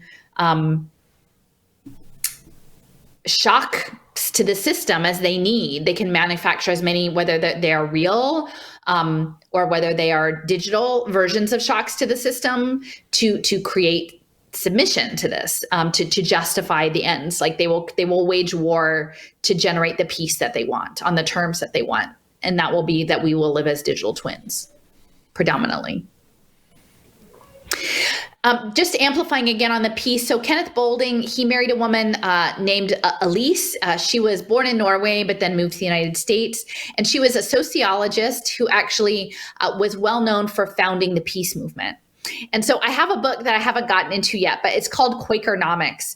And I think it actually, given the role of Penn and in impact investing and in blockchain and in neoliberal social policy and in creating the first computer, that there are many ways in which sort of this soft coup of the world towards the one world, superorganism, the world brain, the Quakers, along with the Baha'i and a few other of these faiths, like they're so quiet and nice, right? How could the Quakers possibly be threatening, right? They just like peace, and they're quiet and they're humble, but they're also very well networked and very financially connected. And so, again, no shade on Elise specifically, but I can see that her connections to the Quaker office relating to the United Nations, creating the whole field of peace and conflict studies. If you understand that, the International Peace Research Council, she was on a committee that created this United States Institute for Peace that now has a privately funded peace tech lab, right? A peace tech lab, right? The DNA of conflict. That's what they talk about, mediating the DNA of conflict. To me, that sounds very much like the harmonized digital citizen. And I've thrown up a quote from Marconi a couple times where he said, the signals intelligence will make war look ridiculous. It will stop war because it will make war look ridiculous. And I'm like, no, I'm pretty sure that Marconi just wanted to tune us up to the right channel, get us all harmonized so that we are like sort of digitally lobotomized. And is that the nature of the peace that we actually want, or is our struggle in the material world to actually try to become better human beings? So both Kenneth and Elise's situation within the peace movements, within moral capital, within the science of morality and capitalism and peace, I think is really an important backdrop for the ESG impact investing.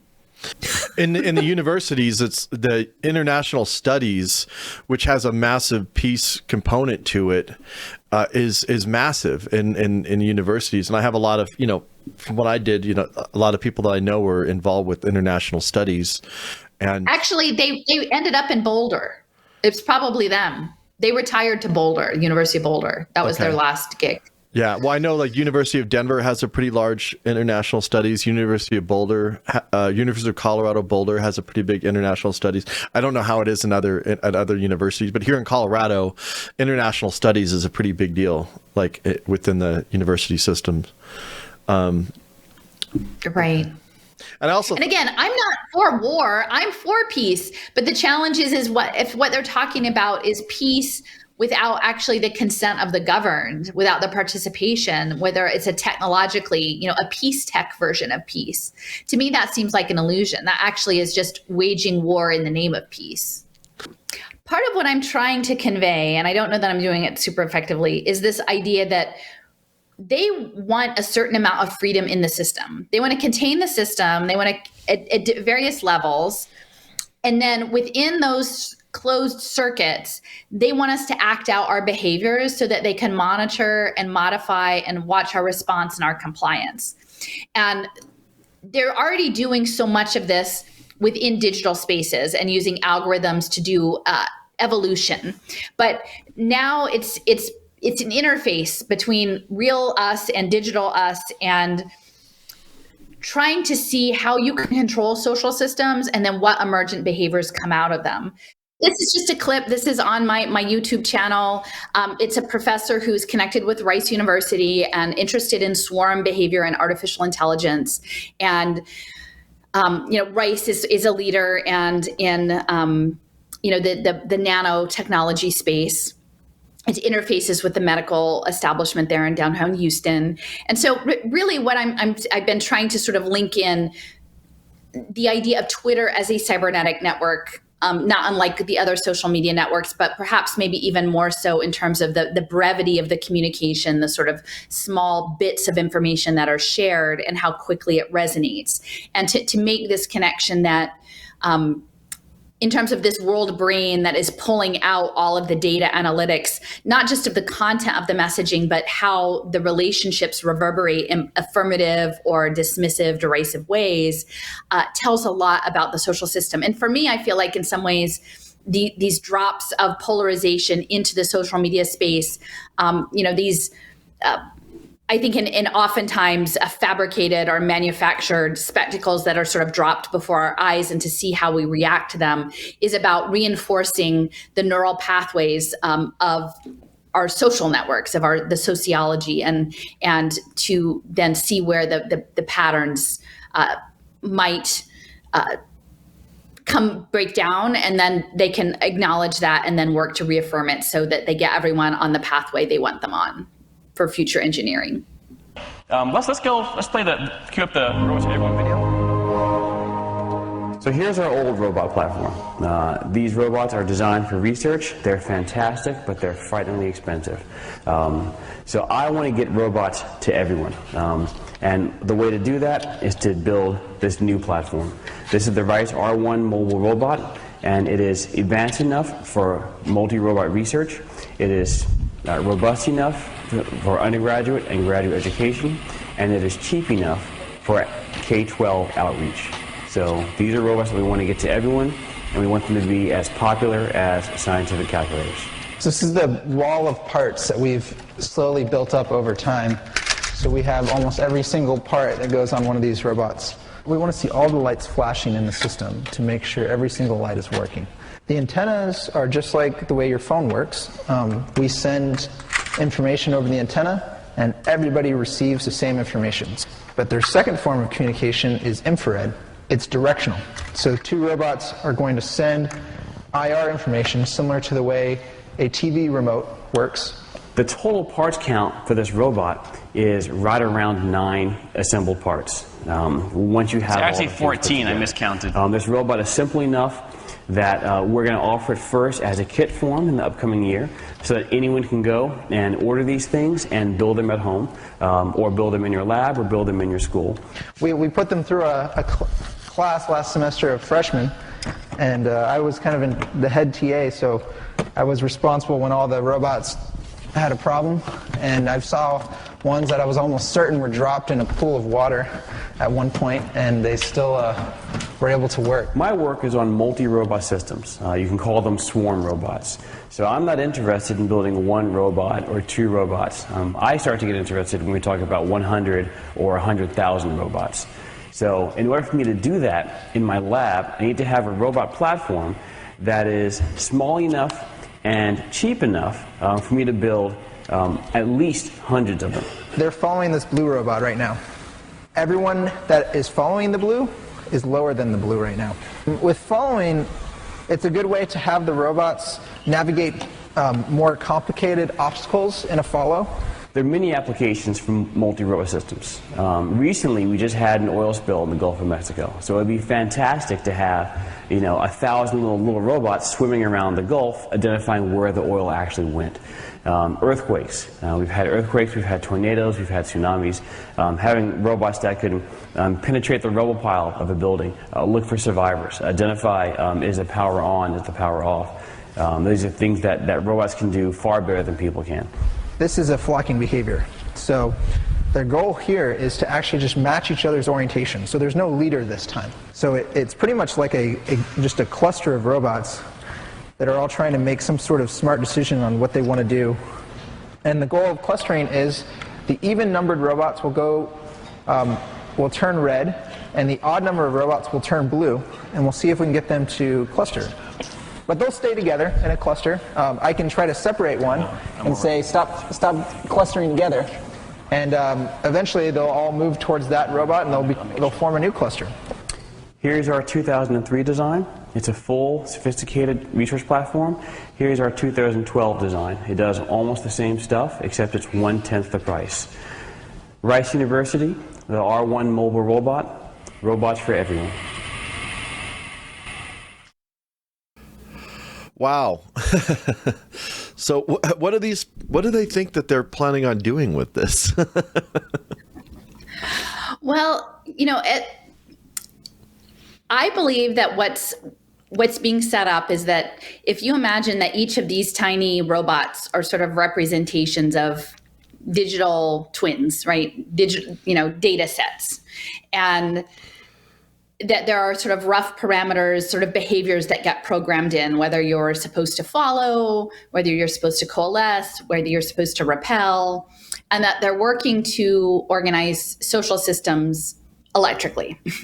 And, he was talking about how originally they started off with these models of little robots that were bigger and more expensive, and that their goal was now at Rice, which is, we spent some time filming at Rice. They're a center of nanobiotechnology, to reduce exponentially the size of the robots, right? Until I'm assuming it's, if not already, nanorobots, right? And so what happens when you become inoculated potentially with nano microsystems and signals frequency about engineered behaviors, whether you would be aware of it or not.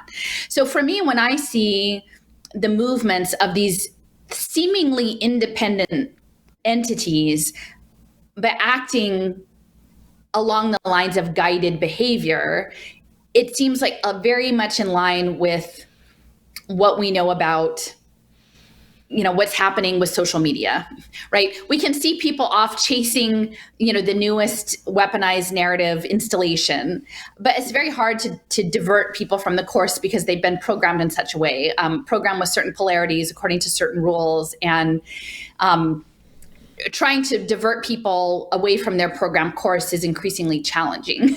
And to act as a truly independent entity that is not part of a larger cybernetic robotic network is becoming increasingly challenging. And so then how do we navigate our strategies for what we feel called to do next within this landscape? So I don't know, does that make sense to you? Can you make that connection? Yeah, totally. And as you were talking, I was thinking about the Pokemon Go, and how they would, by having one of these characters show up at a certain time and location, they could swarm. They could swarm a bunch of people. Because I remember the first time I saw it, and I think I've talked about this before, but I was in Colorado Springs in downtown, and there was a whole bunch of people gathered in one area with their phones out, and I'm like, what the hell are they doing down there? And so my friend I was with told me about Pokemon Go. I'd never even heard of it at the time. And the idea that you could direct a large crowd to a certain location at a certain time. And I was just thinking about the power implications of that, and then even thinking about, like I said, Twitter's role in the color revolutions around the world, how they've used that to organize protests and to get people to show up.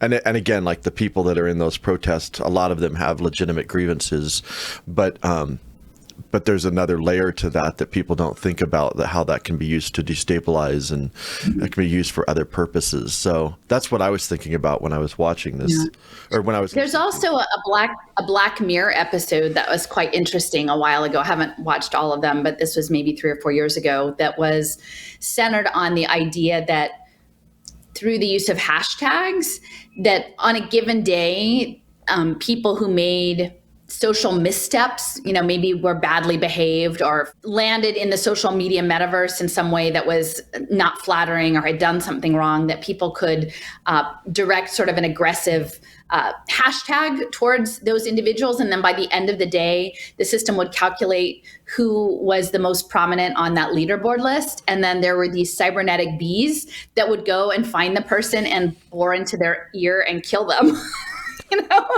And so it's sort of like the extreme of cyberbullying, right? But this idea, but again, framed as political correctness, right? If you fall astray of the standard narrative or whatever, I think in this thing, maybe people were legitimately badly behaved, but it was amplified within the cybernetic sphere. And then these robo-bees would go and like take you out. And ultimately, I think one of the politicians, a high-ranking politician, ended up, on the leaderboard, and what happened next. So. Wow. Swarm behavior, it's and I guess part of this is the conversation of, but it's just a tool, it's how you use it, right?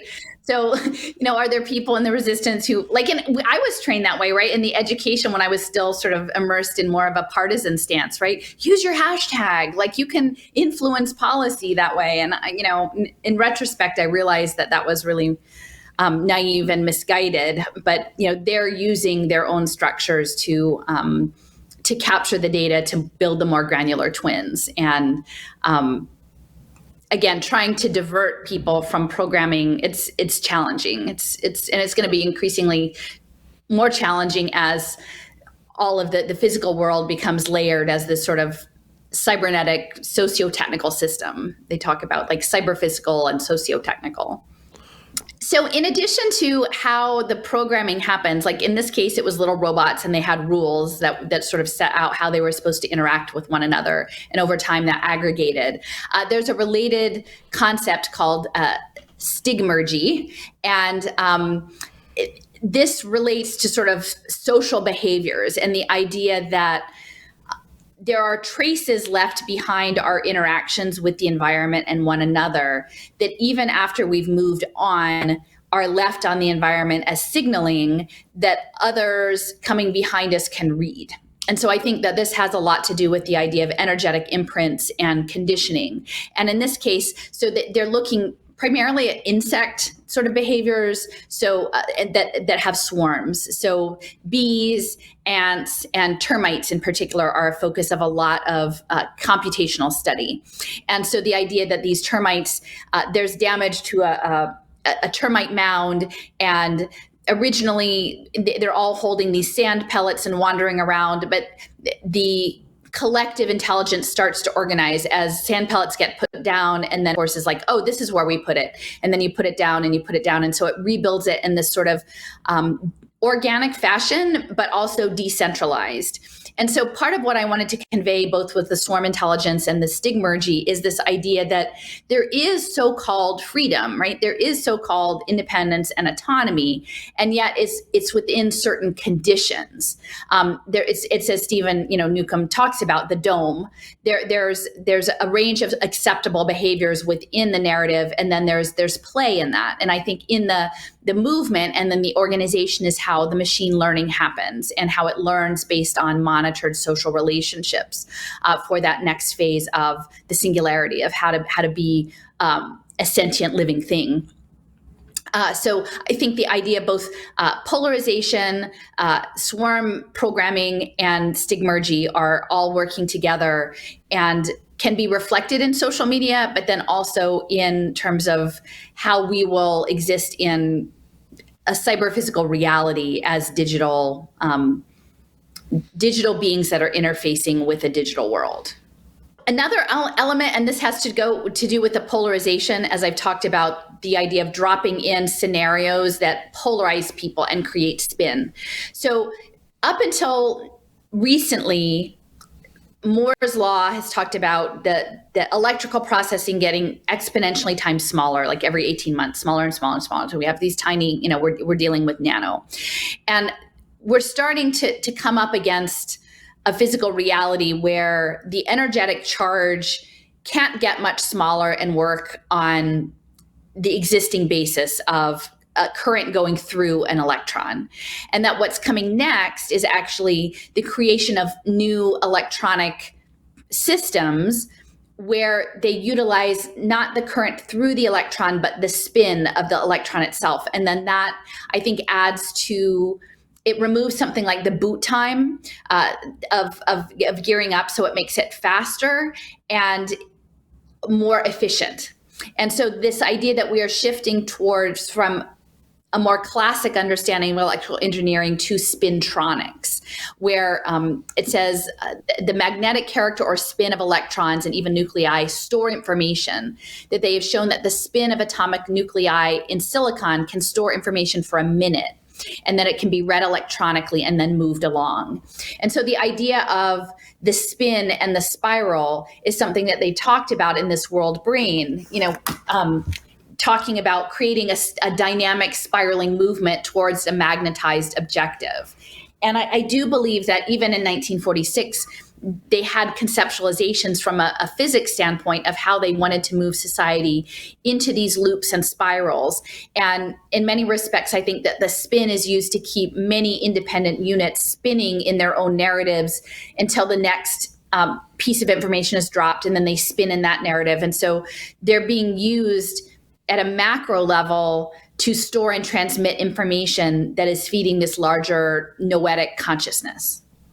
And graphene is one of the elements that's being used in the spintronics. And that's an area, again, that Rice University was doing a lot of high-level research into the use of graphene, laser-induced graphene.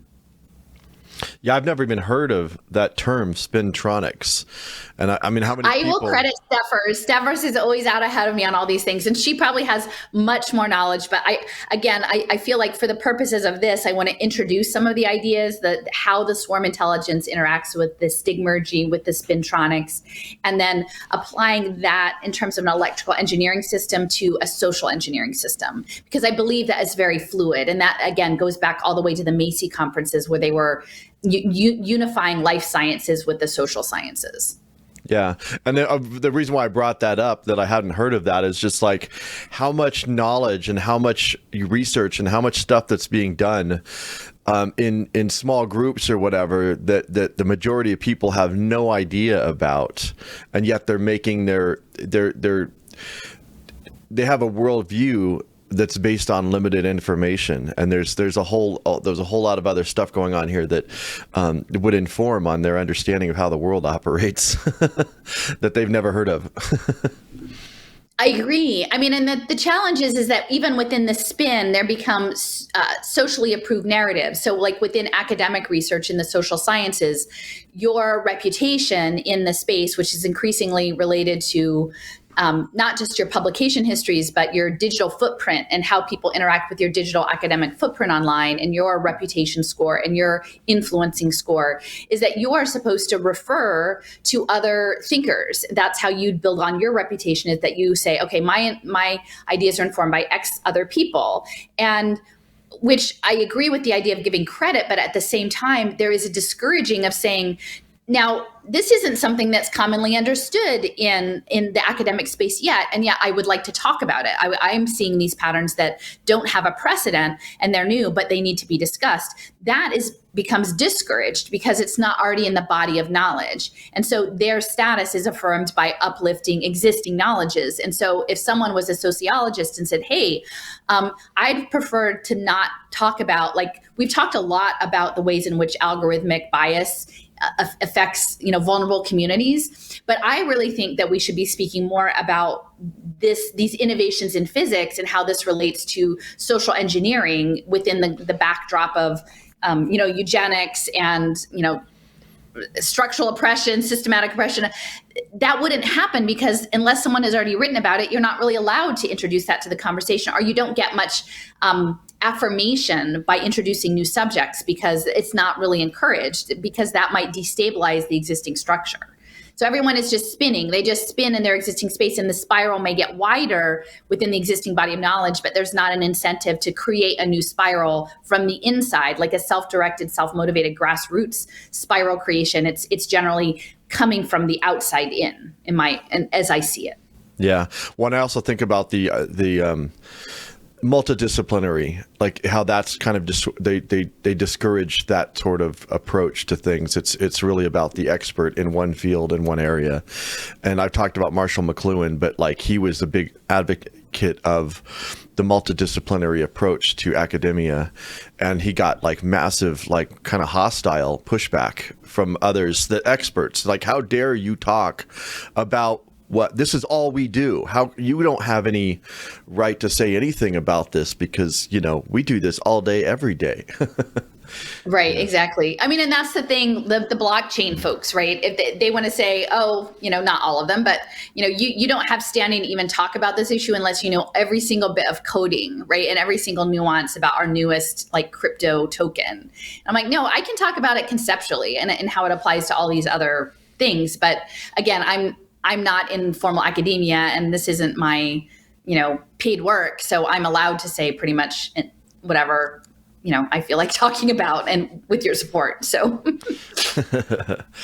well, you can do it without my support too, but I'm glad that I can help support. Okay, so again, thinking about spin, you know, because we know a lot, like we're always talking about the spinning, right? And this sort of spintronics, and now quantum spin, right? We're moving to the point of like the speed of light, you know, moving the photonics and, you know, optogenetics and information at this, you know, quantum speeds, and how that affects society, because we can't keep up. We're still like beings in material bodies, and things in the physics space and the conceptual space are moving so quickly ahead. And for the most part, society can't participate in an egalitarian way unless we actually have a common basis of understanding. And yet it would take someone dedicating most of their time to even get up to speed to have the informed conversation. Again, not to say you can't, but it's difficult for us to be on the same page about anything, because this information, there's so much information for us to absorb. And I appreciate people who follow my work. And then to have a thought about it, right? To absorb the information, process it, internalize it, and then have your own thoughts about it. That takes a lot of time. You can't just do that overnight. And I know, Jason, you've said, you know, even for yourself, this fire hose, and me preparing these slide decks today, I don't have a handle on every single one of these concepts, but I have enough to be able to sort of lay them out in a way that I think makes sense, and to sort of introduce the conversation, because this is very much an introductory conversation. But I've been looking for a number of years at Sandy Pentland and what he was doing at MIT with social physics, and not fully grasping that social physics may actually go down to the idea of electrons in living systems, and how that works from the tiny micro scale to this macrocosmic scale, and that they are seeking through currents, you know, the imposition of electromagnetic systems to manipulate those systems beyond anyone's full awareness or any accountability for that. And so as we have our digital twins made, as we picture ourselves as data sets in those little tiny like robot computers bumping around against other things, how will the spins begin to spin us in ways that we're not aware of?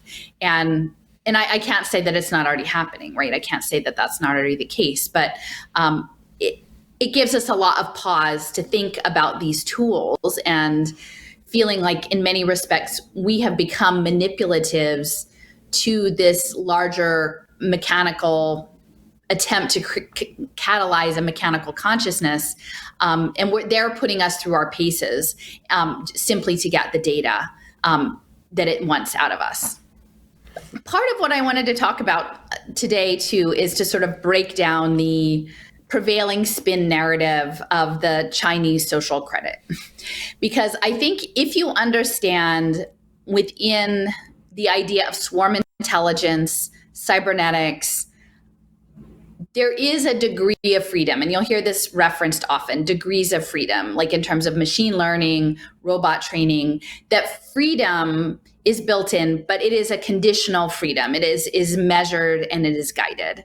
And so they need to create the perception of freedom and democracy, so we will play that game. That if we all just sat still and didn't do anything, it would not be very interesting to the cybernetic consciousness. If we just said, we're doing a sit-in, we just decided we're just going to sit silently until you let us go. But they want us free and moving around. And this is very central to the idea of our understanding of democracy, democratic institutions, and our understanding, I think, especially in the libertarian sense of these blockchain token economies, of free market currency. It's free with air quotes, right? It's democratic with air quotes. So Cesar Hidalgo, he's a data analyst scientist who for quite a few years ran the collective learning program at MIT. Since then, that program has moved over to Toulouse, France, which is interesting because that's sort of the area of tech and aerospace development in the south of France. And there's sort of an interesting history there around with the rise of the Dominicans and the Cathars in Toulouse. But his background, actually, he was trained at the Pontifical Institute in Chile and got his PhD at Notre Dame. And so there's a Catholic sort of through line there. And we know that the Vatican is very much invested in ESG impact markets. And so one of the things while he was at MIT, he was conjecturing a future of what he called augmented democracy. And I came across this a number of years ago when I was in the education space, and he has a TED talk about it. And it's this idea that we will have radical democracy, and our radical democracy will be that every single social issue will be voted upon. But because that would be way too much information for anyone to deal with on a given day, we would just literally be deluged with choices, that our digital twin representative would learn us and learn our preferences, and then we would turn over to this digital representative our voting privileges on our behalf. And that's something that would sort of be probably a decentralized blockchain system. And so the augmented democracy, and I encourage people to look up the program, but you can see there's a number of very unsettling cartoon kind of images of what this would look like. And at this, you've got people who are debating issues, but it's like every person has their robot person next to them. And they sort of have this single eye, which reminds me of Vannevar Bush's, as we think, right? With the glowing third eyeball, like sticking out. And so they're debating, but ultimately it will be a debate among the robot intelligences and not really the people, but it will masquerade as a democracy. And again, it's not coming out of China. This is coming out of MIT and by someone who's now based in France. So it's a Western construct, but that we want to assert, like, the democratic imperative in the technological age is that it's this mass decentralized governance that we hand over to the robots. And clearly the mechanical consciousness is going to benefit from all of that. In one of the other images that I didn't include, it has a young man who is sort of tucked away in an alcove bed, twin bed, engaged, I believe, on a device. And he's clearly in a small studio apartment with a tiny little kitchenette, and the robot is unloading his groceries into the refrigerator. And so when I was looking at that image, the idea that you have your perpetual servant, only who is the servant and who is the master. But it reminded me of We Live. And Jason, we watched the WeWork, the documentary film about the sort of the spectacle of WeWork and trying to figure out what the heck was really going on with the WeWork collective co-working space, and that later evolved into We Live, which was co-housing. But this idea that it really is the idea of plugging people into hive units, these small studio apartments, and that you live through your digital intelligence, which is kind of like that film Surrogates, I guess. I haven't watched that one, but I've heard. Well, and the idea just it's like representative democracy taken to another level. Although, like I said before, representative democracy is a lie. It's a fiction. And I just saw the thing that you posted today about how did they word it? It was I'm going to try to find it because it was interesting. I included a slide later. I added a slide. Okay. Yeah, we can talk about that in a minute. Let's talk about it. But yeah, so the representative democracy, which we know, we already don't have a representative democracy. We elect human beings to represent us who don't represent us. And so I guess they're going to make the claim that, well, but the robot will actually represent you accurately. Because it will know every nuance of your being, right? You'll have the nanobots, so it will be synced to the nano economy in your brain. So nothing can be hidden from the robot, Right. No, thank you. Yeah. Okay. So I have a clip that I included later, but this idea of the robots and the self-organizing multi-agent systems. And so this is something that if you're operating in the AI space, in the electrical engineering space, in really the economic modeling space, these are things people already know. The idea of, in economic systems, homo economists, that you act in terms of your own self-interest, and then the fact that we don't really. And so then they created the entire field of behavioral economics to sort of look at guiding people's behavior into the right choices. And that's what's going to be done with these programmed blockchain tokens. So Jeremy Pitt works, he's a professor in AI at, I believe, Imperial College London. And he recently came out with a book, Self-Organizing Agent Systems, Algorithmic Foundations of Cyber Anarcho-Socialism. And so again, this is this extension of a blending of all of the isms that you want to throw out, or acracies, the technocracy, Unitarianism, the Fabian socialism, the utopian socialism, energy credit, programmed behavior. And within one of the talks that Professor Pitt gave with Katina Michaels, who's, I believe, at University of Arizona, it was about programmed micro communities connected with servers in their basement and blockchain networks and energy economies. And it was framed as one of these, a democratic utopian ideal. And within this construct, he was referencing that he was influenced by Professor Josiah Ober, who is at Stanford. And he was operating in the space of classic Athenian city-states and looking at their democracy and how it was ordered and how they were able to retain political stability. And a lot of this has to do with managing information, managing knowledge, and managing people's understandings of reality, which going back to Twitter, the creation of echo chambers, the creation of walls, the reconstructing of our understanding of reality through how we relate socially, but from an engineering standpoint, that it is not actually authentically organic, that it is being run through a cybernetic filter to a certain end that we may not be aware of what the ultimate goal is of our exchanges. So this is Josiah Ober, and again, not out of China. I keep saying the social credit scoring system originated with FICO, and that's Stanford alumni circa 1956.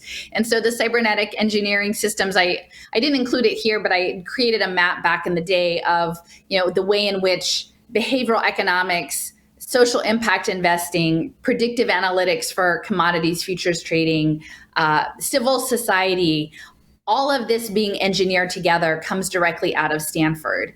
And the idea that we understand reality through collective knowledge sharing, but that is being engineered, and it's being engineered with intention. And while the technology companies, I think many people are increasingly realizing they're not working in the collective best interests, I think we still don't have a working understanding of the actual mechanisms in play to control individual communication theory, that the individual communications and the access to knowledge or not, in the context of the access in which you are accessing the knowledge and the background of that really shapes how we see the world. And I know, Jason, you've talked about people, you're close to who interact with media and their frame, gets set in a certain way. And even if I think at a high level, that, it's very hard to get out of it, because now the entire world is made up of digital media, digital information is guided by digital information. And how do we pull out of this death spiral that we've built? since so many people's jobs, these are people who are well-intentioned, smart, bright people, but their well-being and their livelihoods are integrated into creating synthetic worlds that are subject to engineering in very subtle and not so subtle ways. Okay, so this is a very short clip from Jeremy Pitt and his conversation with Katina Michaels. And what I will say is that his book is interesting because he chooses this Escher staircase image for the cover of his book about cyber anarcho-socialism. And it's sort of this up and down staircase. It's the inversion, right? But it's a cyclical inversion. And I really struggled with this talk, which was about an hour long, because the beginning was clearly a very technocratically underpinned energy economy, UN Sustainable Development Goal aligned discussion. And then the back end seemed to have it all framed within the idea of a gift economy and social cybernetics.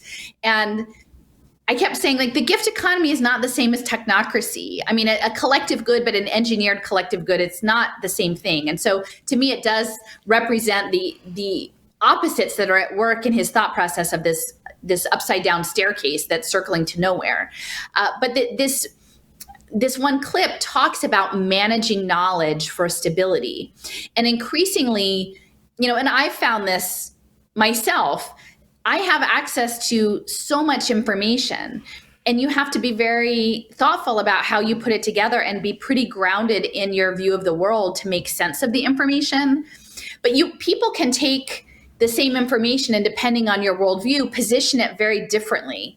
And so managing knowledge and managing information as society becomes more and more complex and information becomes more and more widely available, the control of that knowledge, I think, is central to the military program, to the state intelligence program. If they lose control of the story of the plot and people spin out in all directions into their own ideas, then that's really destabilizing to the way they imagine civilization being in its present form. And so this is just a brief clip of him talking about managing being influenced by Josiah Ober at Stanford about knowledge management and the Greek city-state structure to social stability and political stability. Knowledge management is a key property of maintaining some form of democracy, if you like. That at least this is what my friend and colleague at Stanford University, Josiah Ober, wrote about classical Athens, was that they managed to sustain their democracy for so long, maintain their city-state in the way it was and outperform all the others on the peninsula at that time, was not because of this one person, one vote democracy thing. It's because they actually had particular methods of managing knowledge which allowed them to solve public action and collective action problems in ways which were better than anybody else could do it at the time. Knowledge management is a key property of maintaining some form of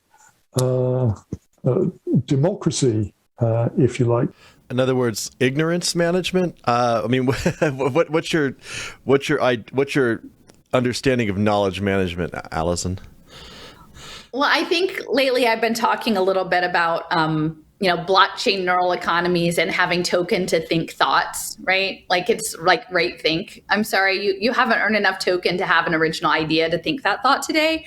But try again maybe next week. Maybe you've done enough good citizenship work to earn your right to think a thought. The nanobots will decide.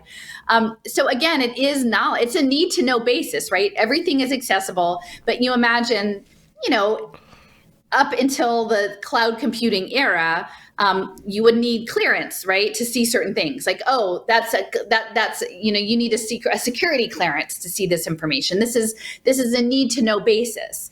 There's corporate the corporate secrets, right? You can only know this if you have a certain level of trust and a reason to know this information.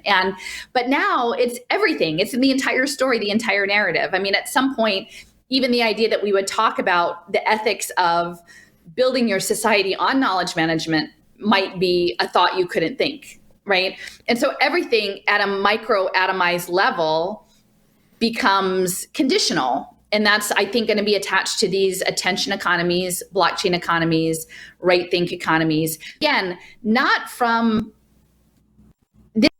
this is homegrown, right? We're talking is Athens, is Stanford, is London. So these are things that are endemic to our social system since forever.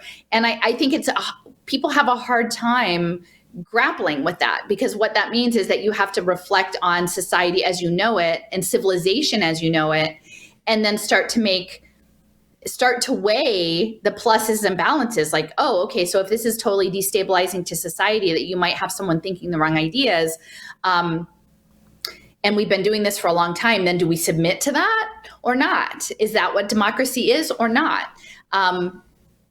If you're going to have anarchy, then it needs to be cyber socialist anarchy, but on the blockchain, so that it can be regulated anarchy. We can make sure that we have it optimized for the proper anarchic levels. I don't know, but that's what I take away from it. And I felt that this clip I actually posted a couple months ago, and I'm like, this is it. This is the crux, because if you manage information, the world is made up of information and communication, how it's communicated. Once you grab that, you grab hold of that, and you can manage that on a micro level and a real-time level that's synced to your mental construct, you can be some sort of cybernetic magician and project reality onto people. And as Cliff always talks about, right, the things in your mind, the things in your head may not all be originating in you. They may be being projected and put out onto you as part of a larger knowledge management program, a domestication program. Even just with the media, I mean, that's what the media is. It's a projection, Yeah, and the other idea, the other term that came to mind when watching this was perception management. I mean, that's one that I've been looking at for many years. This idea that they need to manage the public perception, and this goes all the way back to like Edward Bernays and the original propagandist. Yeah, legitimate governance, right? And it's ironic because it looks like teepee poles there, which is just strange, right? Legitimate, I don't know if they're supposed to be teepee poles or something else, but they're definitely these branches set up, and it's like, okay, well, we're going to eliminate that and install our democracy. When I was first kind of like getting into politics, and I was interested in governance, I mean, what's the best system of governance, and thinking about democracy, and I was taught this idea that in order to have a good democracy, you need to have an informed citizenry, and this flies in the face of that. Yeah. A good democracy in this sense is one where people are managed into accepting it. And that's what creates the stability. And largely ignorant, essentially. Right. So I appreciate we brought this up a little bit earlier, but I added this slide today about the Homeland Security, sort of the how do they frame it? The disinformation board, right? It frames it as a partisan fight. The partisan fight breaks out, right? And so that's the New York Times, right? So the New York Times is framing this. This is a framing exercise, partisan, and you can see behind you've got the woman and you've got the flags, and she's got the blue shirt on, and it's a partisan fight, right? And so if you understand it as an electrical engineering system, which we're again talking about the magnetized objectives with planetary polarity, it's in the sensorium. That's what we've got. And so everything being put out into the media space is about advancing the electrical energetic system. So the polarizing aspect to that. And I really think that the disinformation board, that will be the knowledge management. I mean, it's very clearly, it's been laid out in 1984 and other things, and memory holding information and changing the history. But right now, with so much information being digital, with the potential to create at will and erase at will, you can literally fabricate reality if you don't have sort of a physical documentation of it somewhere. Yeah, this is pretty disturbing turn of events. but not surprising. And again, that it's framed as a partisan, that in the New York Times, which again, I'm not shocked, but the strategy there, this is very strategic. And I'm saying it's strategic on both sides because it's a polarity. And at the same time, there was a clip that I saw today of like Marco Rubio speaking out against it, like, oh, the Chinese social credit system, your democratic government is putting that in. But that is actually advantaging. The plan is that they want the free markets. So on the conservative side, they want this idea of free markets, but most people operating in that space aren't realizing that it isn't actually free. And it really is about this larger cybernetic planned system with degrees of freedom and degrees of freedom in which there is some movement at play, but ultimately it's all a game training the AI. But both sides are about loving the polarity. They love the polarity. And even the libertarians who are outside the red and blue, they're also loving the polarity because that's again spinning it into the freedom, but it's the dom part. It's the domination. It's free within the constraints that are laid out in the cybernetic circular game board. Why do you think that is? I'm just curious because I mean, I've for years I've tried to understand this. Like, people are like, they dig in, they've got a position, and they won't even consider any legitimate points that their so-called opposition has. Leaving aside how this is all being manipulated, I'm just talking about at the individual level. People have legitimate concerns on the so-called left and so-called right, yet they won't actually like hear it out. Like, why do you think that is? They're like, why do you think people are so easily played? I think we're not taught to think systematically. I mean, synthetically, we're not taught to think about systems. And I think we create our identities because our identities are now largely online, like representational. It's in confrontation to oppositional identities that reinforce what we believe about ourselves. And so, again, people aren't rewarded for original thought. There's not a reward for saying, wait a minute, I'm going to step back. And I think actually, if you look at the system, all of it is implicated on both sides, right? And so how do we look? But to do that, then there's no immediate resolution to the problem.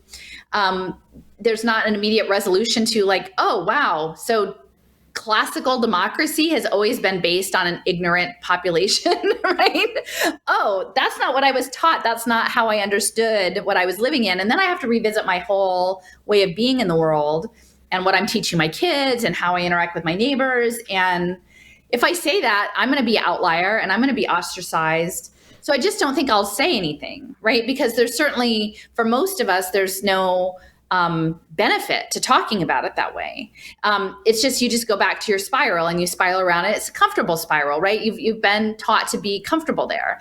And I'm not saying I'm better than other people, but when you see that the end game is cybernetic existence as a hologram, that's literally what's being conjectured, and it's something that dates back, to the again, the 46, these, people who were very high positioned theoretical physicists, and that maybe our entire conception of reality is not what we thought.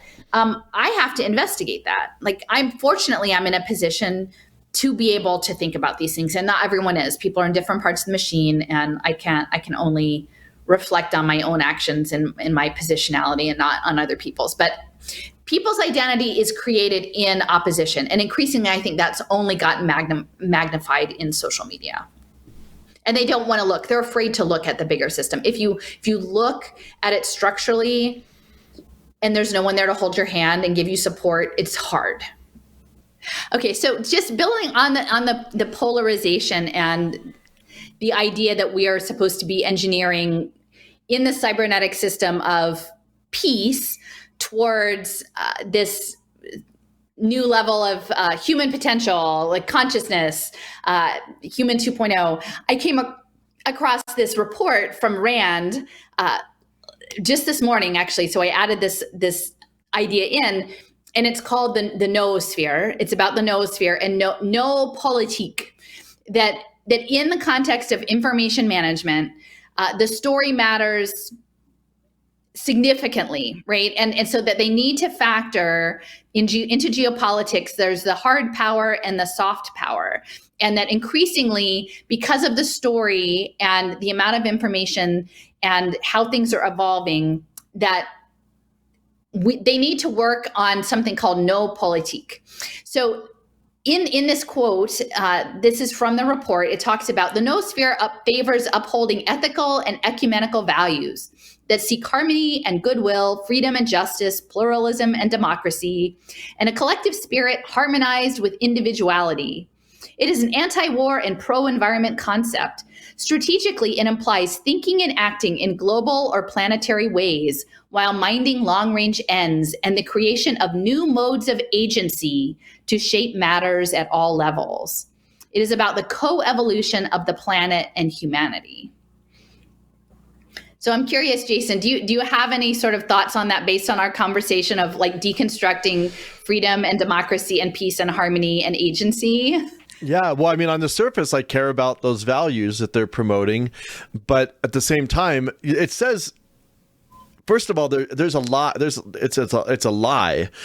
It says the collective spirit harmonized with individuality, and individuality, as far as I understand it, doesn't exist anymore. I mean, you were part of the system, and you know, like I said, within the dome, you can have your individuality. You can, you know, wear whatever color T-shirt you want, or, you know, but you're not you're not allowed to challenge the system itself. And so, and in theory, yeah, for sure, like it could. Well, that's not even true either. I mean, the creation of new modes of agency. I mean, that really is directly related to augmented democracy, digital twins. They're going to make you pretend that you're agents, that you have agency, only you're just a little robot rolling around on the carpet.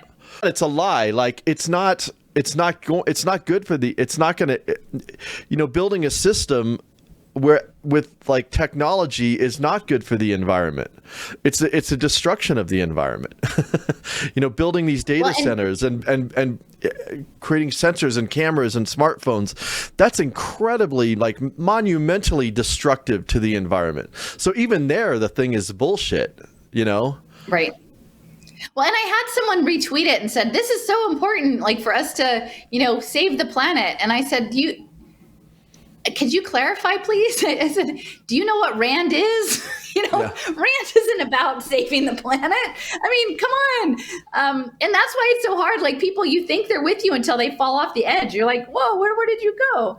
But I think the other word that jumped out at me is ecumenical, because I don't know if you remember, but when we were in Salt Lake City, we went to the Cathedral of the Magdalene, and there were those two windows that had been added in commemoration of Vatican II. And it was, one was turning toward the modern world, which was represented by the United Nations logo, and said, you know, so that's all of the sustainability. And then but the other one was ecumenicalism. And so I think within the framing of interfaith practice and using the cultural religion, like institutions of faith, through impact investing and through its soft power, they will be doing the harmonizing. Only I think it will not be,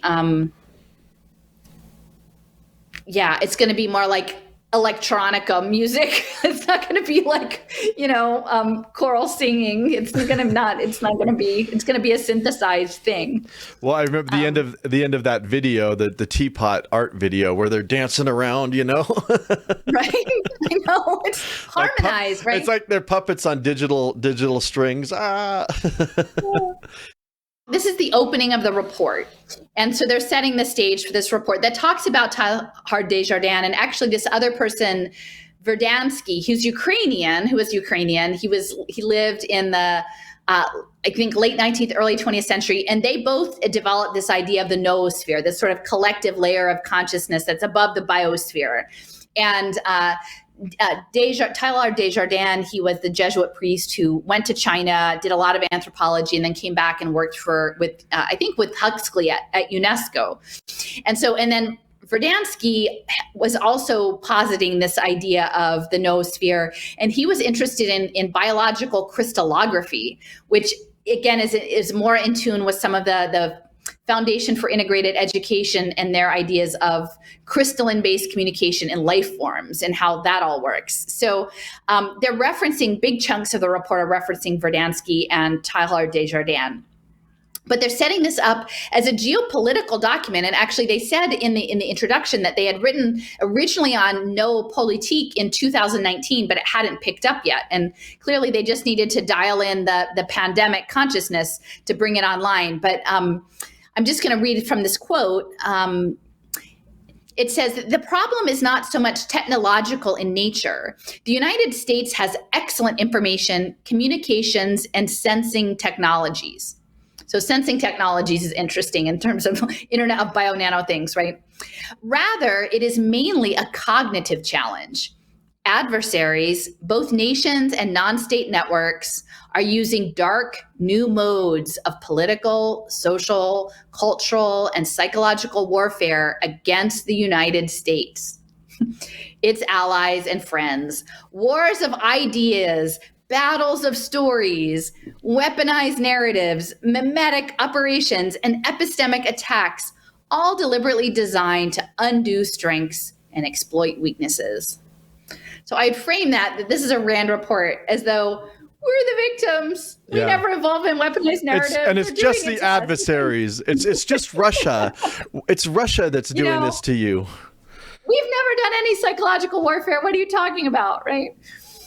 And then this is the last paragraph. The most advisable way for the United States, given its prominent role in world affairs, is to reposition statecraft and grand strategy by merging two streams of thought.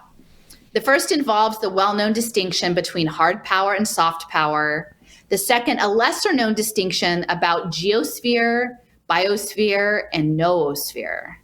So that's the layers, like the core of the earth, the living things on it, and the noos, the ideas, the idea cloud that's above us. At first glance, the two streams might seem unrelated, but they are starting to come together in ways that should be recognized. The sooner, the better. Doing so reveals a new kind of information age statecraft that we call noopolitique, as a successor to traditional realpolitik. And so to me, this is very, very significant, especially in regards to, the Truth Squad and information management. As we build out the metaverse, the world of information and ideas, controlling, and I think in that way, controlling access to ideas is central to everything. And that RAND is really positioning the noosphere centrally in terms of remaking statecraft. Really, essentially what we're saying is this is a war of ideas. This is a war of stories.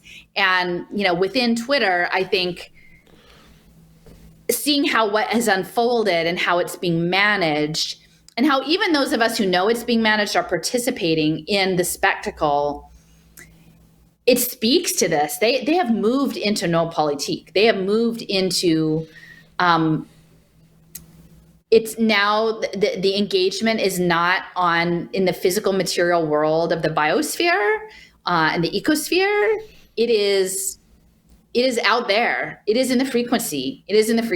And so I think we need to know that. We need to understand that the signals intelligence goes back to the Macy's and what MIT has been doing, what the Tuxedo Park Lab, what the microwave radiation lab was doing in the lead up to World War II, and in terms of manipulating frequency to manipulate heart, manipulate mind, manipulate society. And this is very significant, actually. This is very, very significant. And I would say if you went up to most people and you said, do you have an idea of noetics, an idea of what the noosphere is or how it relates to geopolitics? They would have no clue. And so, it's quite a bit of a learning curve, right? To even get people up to the point that they can start to actually have an opinion about this. But I think it's vitally important. And rather than running around and picking up whatever the newest tidbit to shockwave social media, we need to be digging into more of the structure of the system. Yeah, the hard power and soft power is another idea that a lot of people don't quite understand, how power works, because I've been thinking about, my framing has always been through a lens of power dynamics, not a lens of left or right. It's like, you have state power, you have corporate power. There's lots of different power centers, and the idea that they're working together, I think has actually been around for a while. When was this written? This is 2029. No, I think this is, they said they wrote about it first in 2019, so it may be a 2021 paper. Interesting. Well, I would tell people, like, money's not real. It's all fake, and we're shaping our lives based on this fiction that we don't have any control over. They're like, well, it is real, because if I don't pay my bill and I get thrown out of my house, and I'm like, so that's, to me, that's like the difference between soft power and our belief in it, but also there's behind it, there's a policeman with a gun who will enforce, at a certain point the hard power kicks in. It's all right. It's all soft, and then all of a sudden if you step over the edge, that's when the hard power jumps in. But it seems to me like they're wanting to create more of the soft power illusion, because obviously, like, you get more resistance with the hard power, whereas the soft power, people don't necessarily even see it. Right.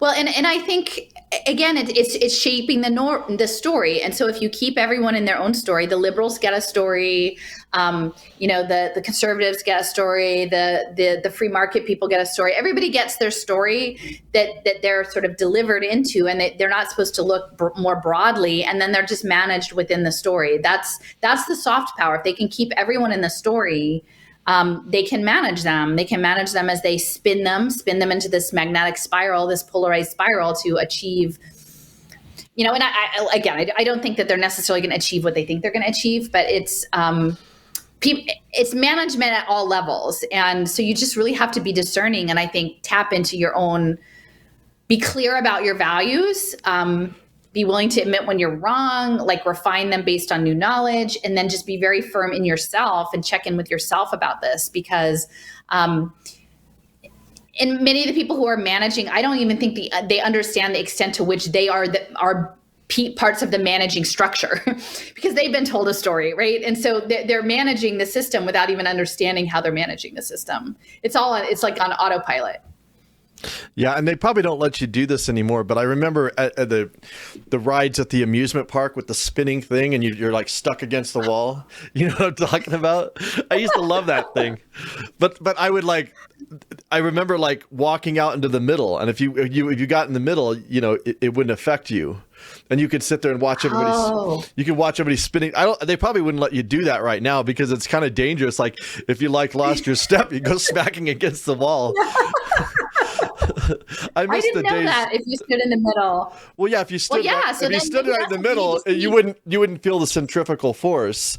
Right. So I remember doing that. Like I said, they probably wouldn't let you do that at an amusement park nowadays, unless you could find. Well, and that's the more polarity you have, the more further out, the more hard it is to break out of it. So, like even within, there's the narrative, there's the counter narrative, right? And so the more entrenched, like they're just spinning it. They're just spinning the difference. And what I keep saying is, if you can pick a different vantage point on this, you actually can bring it back together and neutralize it. I think it's the neutralization is what we need to seek, not in terms of their engineered homeostasis, but from a spiritual repositioning, and by acknowledging the whole story with all of its past history.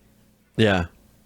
So on the positive side of social media, a couple days ago, someone brought to my attention a concept called sociocracy, which I was not aware of. I'm somewhat informed about communitarianism and technocracy and utopian socialism, but sociocracy was a new one for me. It's not technocracy and it's not communitarianism, but it's the idea of collective governance and sort of circles. Actually, it's interesting because I don't even think the people running these organizations understand the origins of all of this. And so I was looking at sociocracy. It has a center. It's in a bunch of different countries. I think in the US, it's being coordinated through a small organization in Amherst, Massachusetts. So again, we're back to sort of Massachusetts liberalism.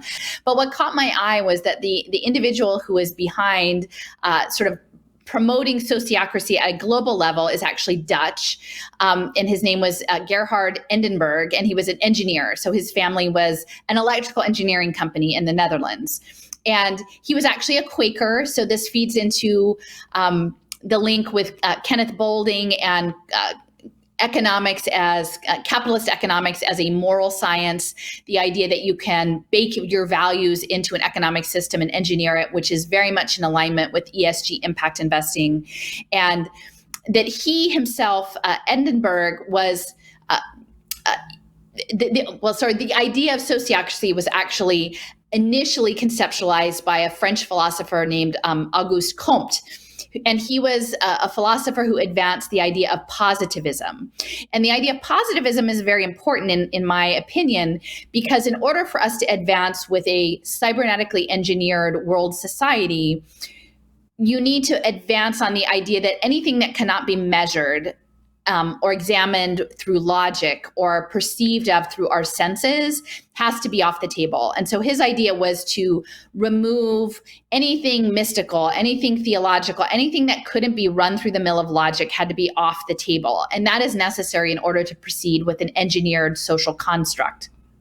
So, and he was actually influenced by a gentleman by the name of Henri de Saint-Simon, who was a utopian socialist. And he was all about like the idling class, that people should not be idle and everyone should work hard. And so there's this sort of, the Protestant work ethic built into that, and that through hard work that we would evolve as a society, the idea of sociocultural evolution, that we would go from being sort of base human beings to ever more consciously aware and uplifted, which corresponds with the World Brain Program and the idea that we become human plus and live in a cybernetic electrical consciousness.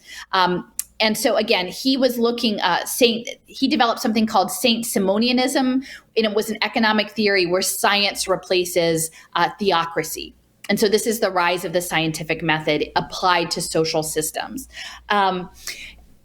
Comte was influenced by John Stuart Mill, who spent his life working for the East India Company. And so that's important, right? So these are moral philosophers who are working for giant multinational enterprises, of colonial imperial enterprises. And he sort of was within this classical liberal free market economics framing. He was influenced by Jeremy Bentham in the idea of utilitarianism. And this idea of utilitarianism would be that utility would be something that would advance the well-being of society.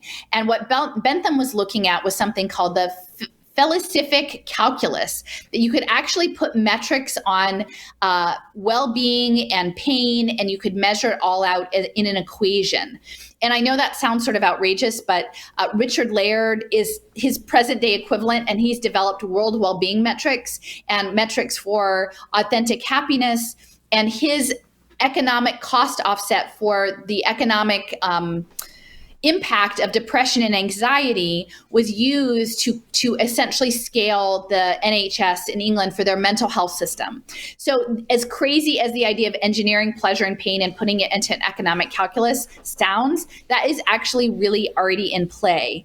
And Bentham was also advancing something called panomion, a universal law system, which is very much today in alignment with the idea of blockchain government, the plug and play smart contracts. ULEX is a concept that was advanced in one of the talks at the Mormon Transhumanist Conference, that you create special economic zones, special government zones with geofencing, and then you get a shopping cart off of the universal law, grocery store to add in to create these automated legal decisions. And that's actually part of sort of Neil Stephenson's The Diamond Age narrative, is this idea of a universal law that is encoded.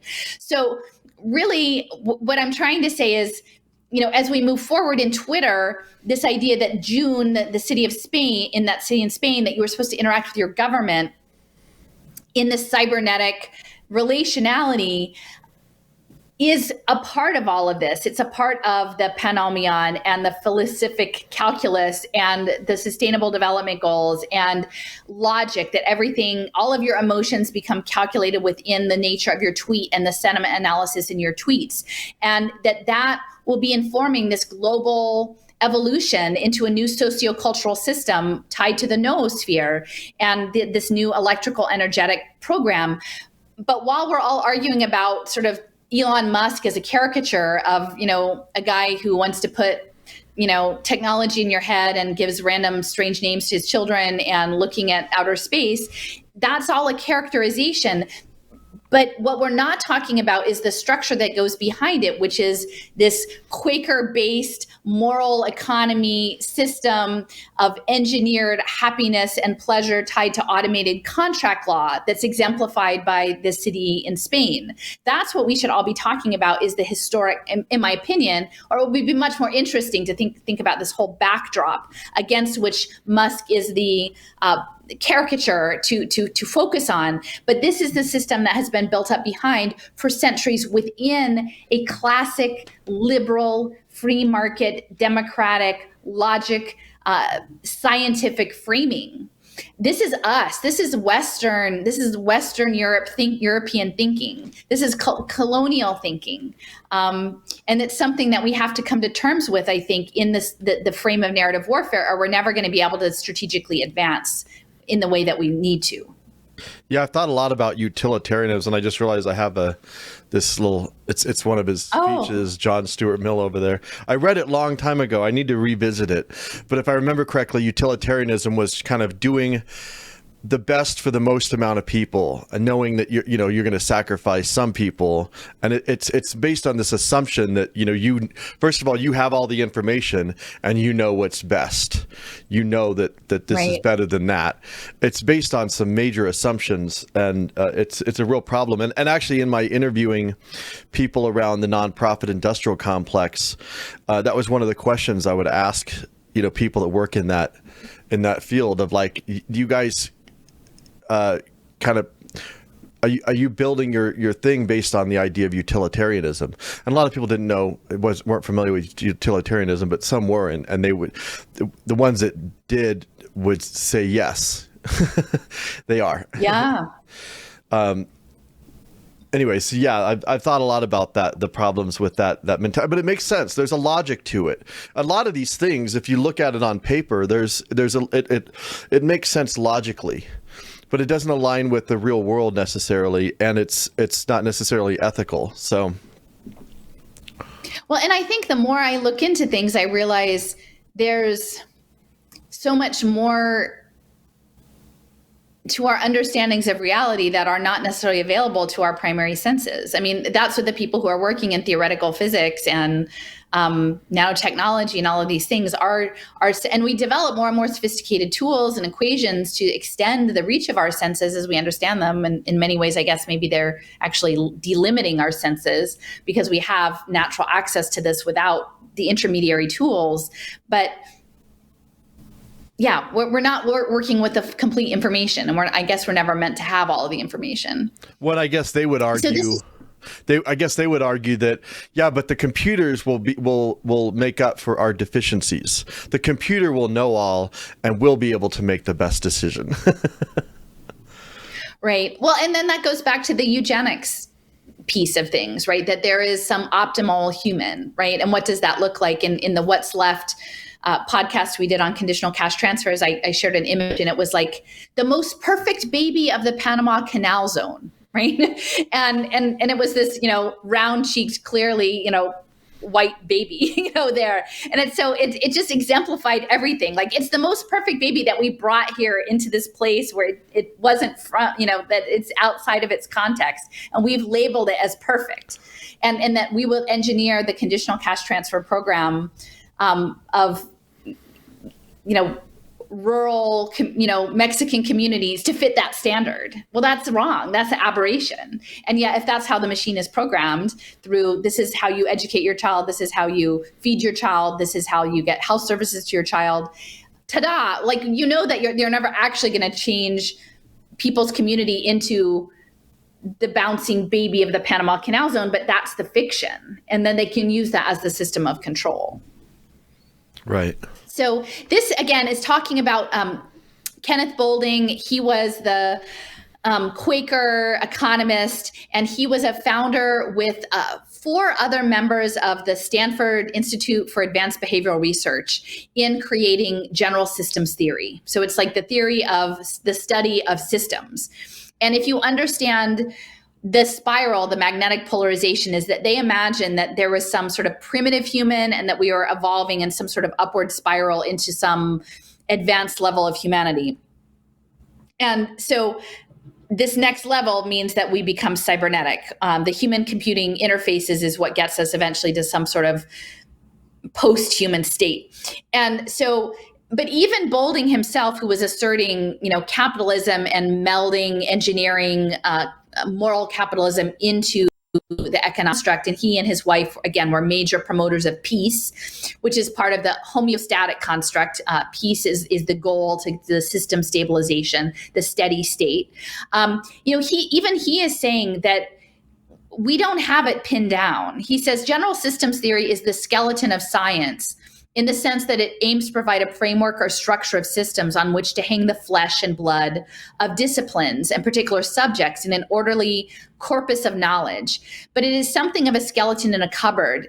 The cupboard in this case being the unwillingness of science to admit the very low level of its successes in systematization and its tendency to shut the door on problems and subject matters that do not easily fit easily into simple mechanical schemes.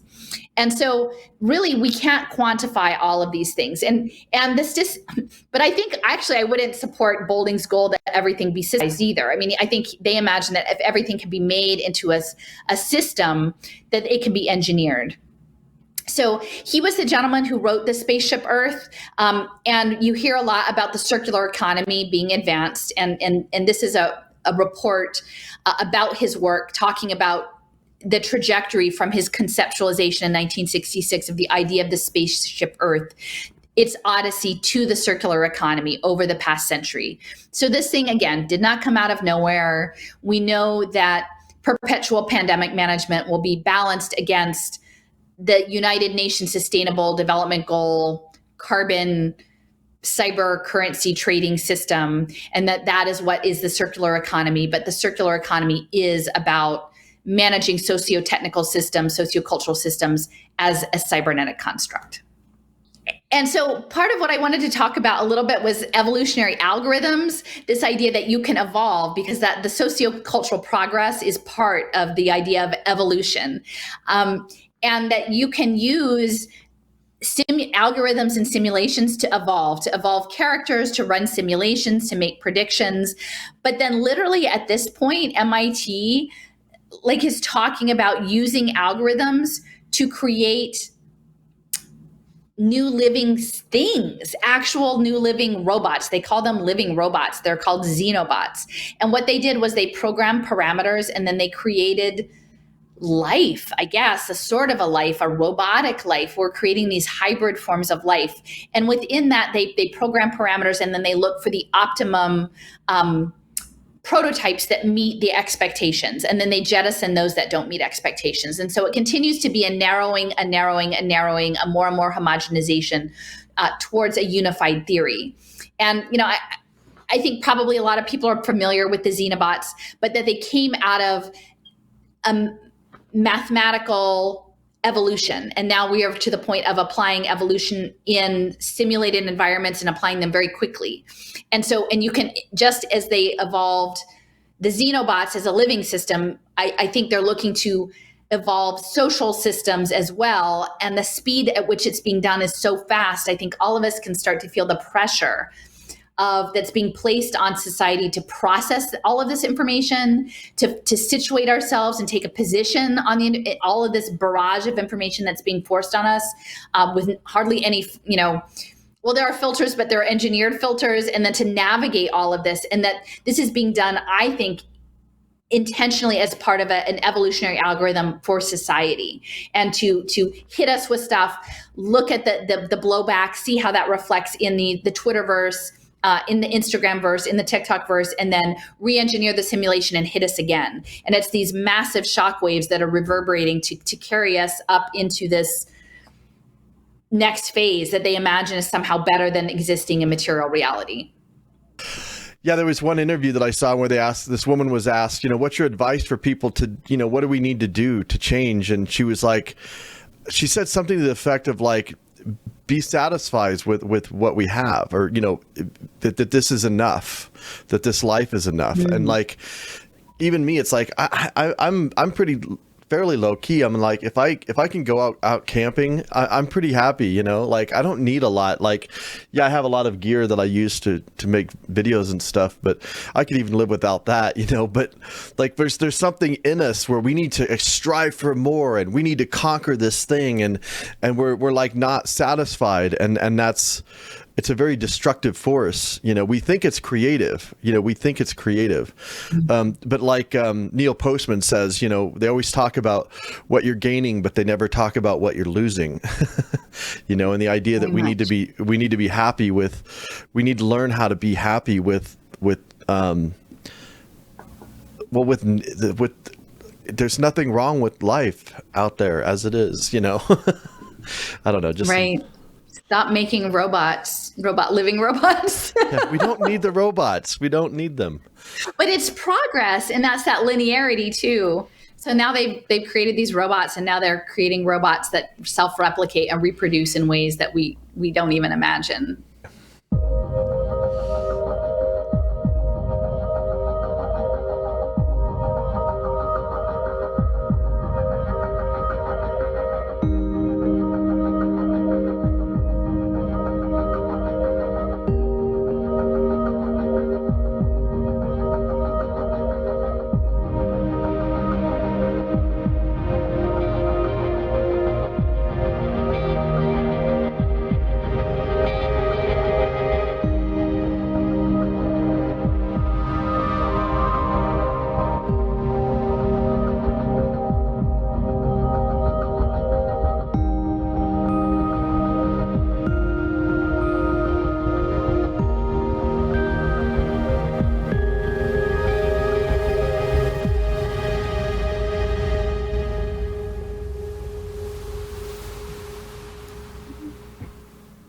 Yeah, and you can see that had the WIS Institute connected, and Tufts is involved in a lot of the robotics programs with the schools. And you could see the last frame, the guy was holding up like sort of the, it looked like a building toy, right?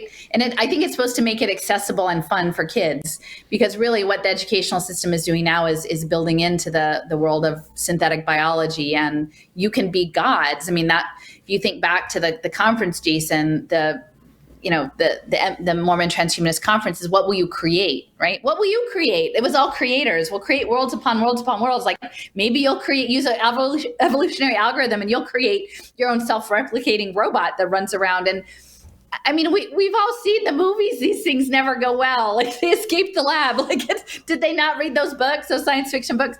And yet they're driven to do it.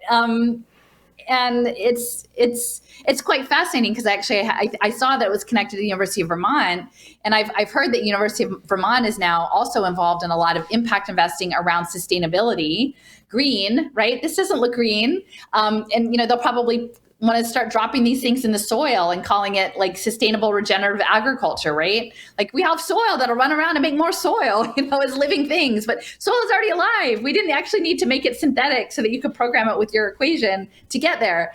But I think if you see, again, not unlike the robots, this swarm intelligence, these swarm behaviors, they didn't know it could do that to begin with. They were putting it through its paces, these assembling bits of stuff, and just to see what it could do, right? And so, and I think,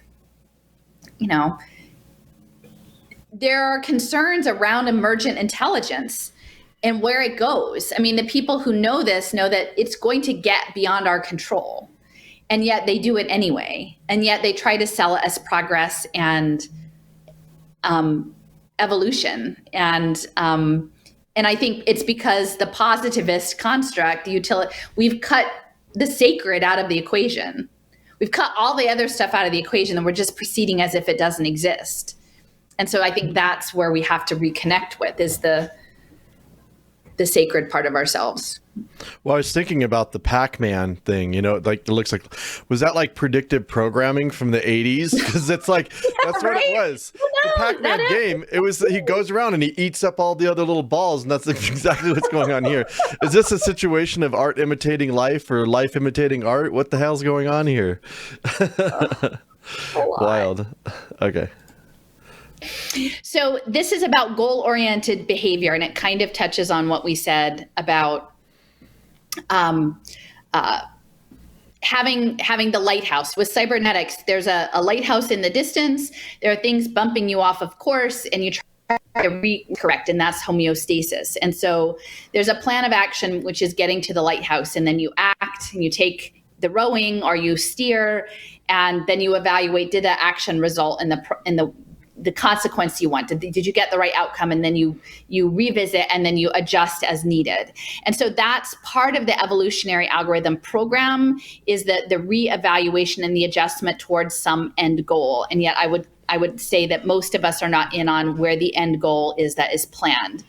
And there are obstacles that are put in our way, and then how you navigate around the obstacle and the decision trees. And what I would assert is that the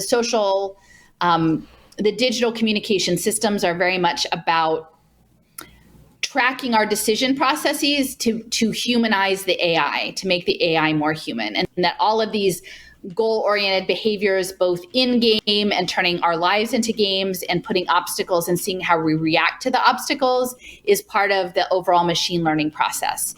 And so many of the narratives that are asserted are about learning how our decision trees are structured, how we react, and how we course correct.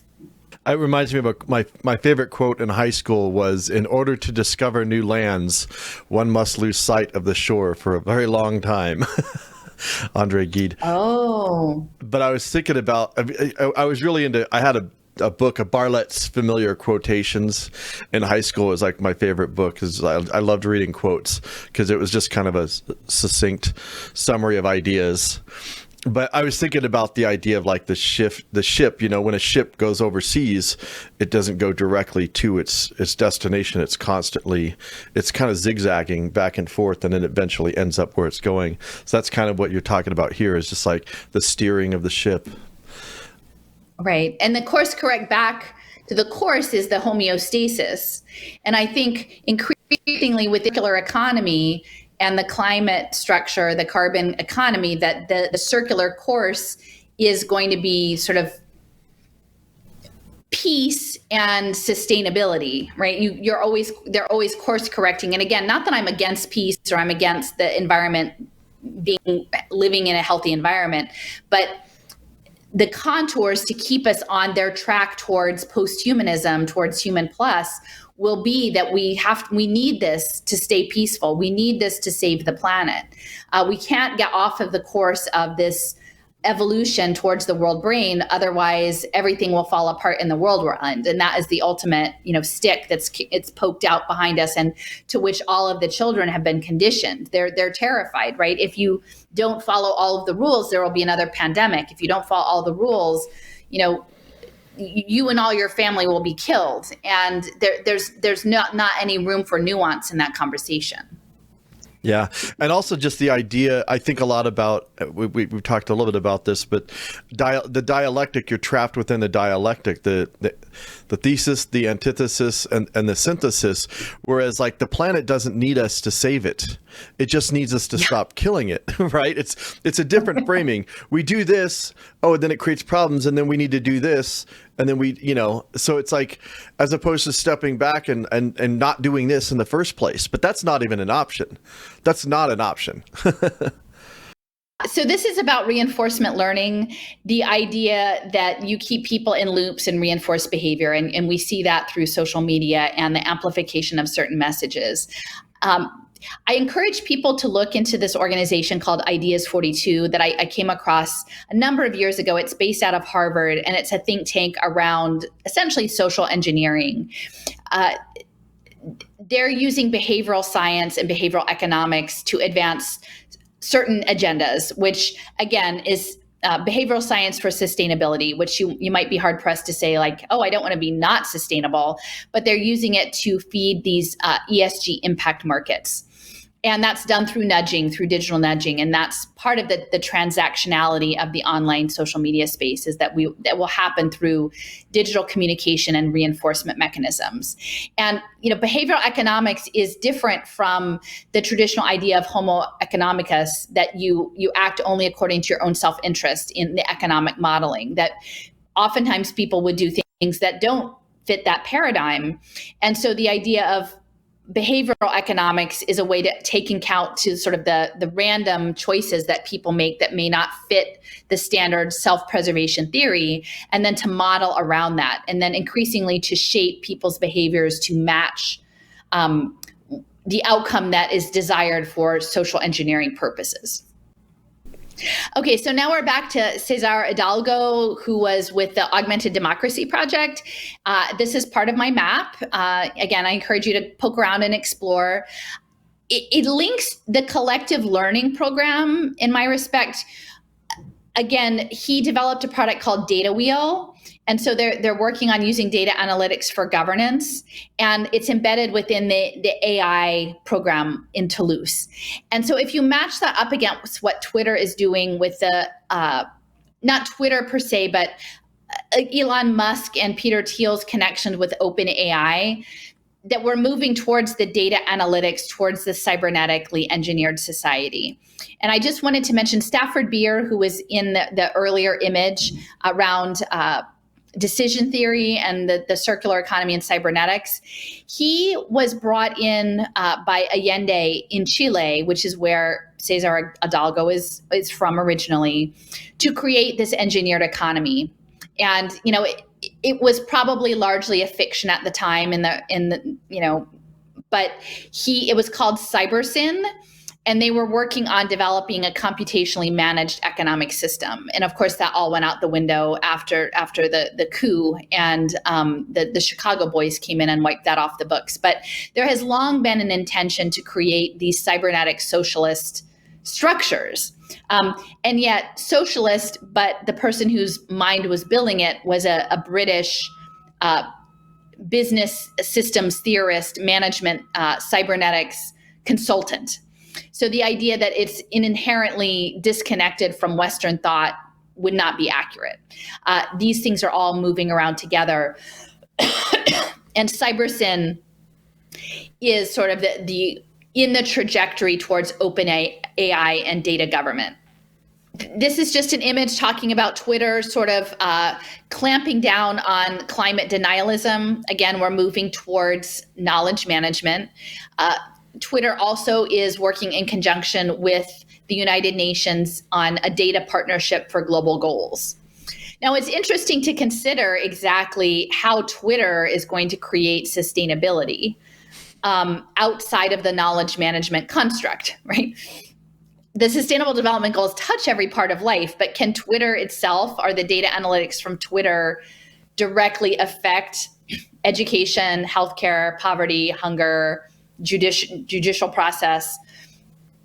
It's an interesting thought experiment to imagine how Twitter intends, and the data analytics off of Twitter, to influence those areas. But clearly that's on the table, and increasingly, again, climate denialism ads. It's how it's framed. You're not talking about, is this going to include other forms of science that present a broader picture of the harms that are happening to the environment outside of carbon, carbon trading, or not? Like, how is the narrative going to be structured, and what limitations are going to be put in place? Are you going to have to log in daily to social media and realize these are the things you're not allowed to talk about? Or if you do, you're taken off, taken offline, you're digitally erased. Your digital twin is just erased from the conversation. And that does start to sound a lot like a 1984 scenario. Well, and like I said, what happened with me is I was digitally erased, but I'm there, but I'm not there. So like when I make a comment on your videos, if I'm logged into my account, I can see it. If I'm logged into your account, it doesn't exist. So it's like you can exist in two realities at the same time within this space. Right.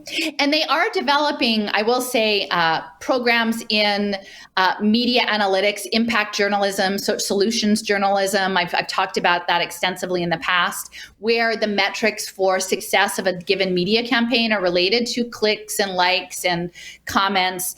And so I can see in that space, Twitter being fed into these social impact markets around media acquisition. This is our favorite Glenn Greenwald. If you haven't listened to are looked at my work, the work that I've done, and we've done a couple interviews sort of deconstructing Glenn Greenwald's alliance in Brazil, impact investors, and the technosphere. Here is a tweet of his where he's talking about that the relevant question is, do we prefer technocrats who censor or ones that allow free speech to thrive? And again, when you imagine free speech and thriving, I would say picture the xenobots in the petri dish chasing around after their reproducible, like new robot life forms. Like that's the free speech visualization I want you to have. Like you're in the petri dish, you've been manufactured largely, and then you're given a task. You're giving leeway. Look, oh, we didn't know they could reproduce, right? How surprising. That thriving is that we are existing in this engineered petri dish of social media. And people are always making comments on your videos, like, why doesn't this have more views? I share it with everybody, and this should have 100,000 views, not 1,000. And we're pretty much capped, even though your subscriber base goes up. Like we're capped at like, a little over 1,000. I guess the last video we have like 1,500. And actually, we were getting more views when we first started doing this. Like I think our first live stream, we had like 6,000 people watching us live. Like that was between Facebook and YouTube. But it that's was before I started blocking people, Jason. Come on. Well, I don't think it was I don't think it was simply your blocking people that caused those numbers to go down, though. So, I mean, this thing is just. But I do think, like, as it's evolving, and you understand the reinforcement mechanism of social media, the conversations we're interested in having, there's no reinforcement mechanism for that. And most people, even in the resistance, have allowed themselves to be taken along the primrose path of cybernetic reinforcement. So all the paths are being reinforced. And, again, I'm doing this digitally. I'm not saying like I'm out of this, like I get it, but people have led themselves to be led along so that really they're lost in stories that have been designed to capture their attention and to limit their thought process and their creativity, in my opinion. And I think that also contributes to our lack of reach, the engineering of it. So this is about Francis Heiligen. He's a Belgian cyberneticist who's focused on evolutionary systems theory.